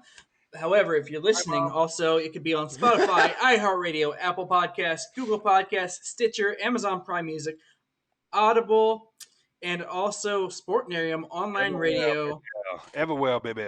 Which is sportnariumradio.com. That's 7:15 Eastern Standard Time, Friday evenings after the Thomas Bryce Show. Catch us there. Listen. Love it. It's the Sit Down Marks podcast, and we're thankful, so just keep doing it. When you pull up that Sit Down Marks podcast and you're looking at our three faces on that logo on your screen, I want to see the lust in your eyes, baby. When you're looking at the Sit Down Marks podcast, I want to see that lust in your eyes. How was that? Was that good? That was good. That was excellent. You basically just told all of our listeners that they better want to bang us. I mean, whatever works. I mean, you guys are pretty. I'm the ugly one here. So That's the only reason why you guys are here, to pretty up the show, man. Yeah, to pretty up the audio podcast. Right. We all have faces for radio. Yep. Man, it was a fun show, man. I can't wait to be back here with you guys in 2 weeks. Looking forward to listening to our best of show next week. I want to thank everybody for downloading the show. We are super happy. Next week will be our 20th episode, and we are super excited. Want to thank everybody downloading on all the platforms, subscribing. Want to thank our family over at sportinarium.com, sportinariumradio.com. Everybody over there, 1310 Apparel, Thomas Bryce, the Rewind Wrestling Podcast, everybody there. We're super excited, and thank you for having us, and looking forward to talking wrestling here with you guys in 2 weeks, man. SummerSlam right around the corner. We got more wrestlers coming on the show here, as we'll be announcing those later on. Daniel Makabe is coming in. AJ is going to have a really awesome interview with a new graduate of the Nightmare Factory coming up. So lots of good things on the horizon. We're going to be up to our normal shenanigans. So just want to thank you guys, everybody, once again. And 2 weeks, man, we'll be back here live, man. Looking forward to it, boys. Enjoy yourselves on your endeavors, but don't get your endeavored. Yep. Primo will be at the beach this weekend for his birthday. So baby. Hey, with all honesty, though, seriously, Primo, happy birthday, brother. I hope everything you have a good one. Enjoy yourself, relax. Appreciate it. And happy birthday. Here, brother. 30. I'm still like you're 32 is what I'm turning. So Jet Dryer just asked if we were on YouTube Music. Yes, we're working on a hot track. It's about to drop here shortly. We're going to get pictures made, all like crossing our arms and stuff. So it's going to be I am not counting that as your birthday wish, Jet. Yep, it is. It's in writing now. It's your wish. All right. Yep, that's going to do it here for the show today. AJ, take us home, baby. Even though we're off, remember to grab them cakes.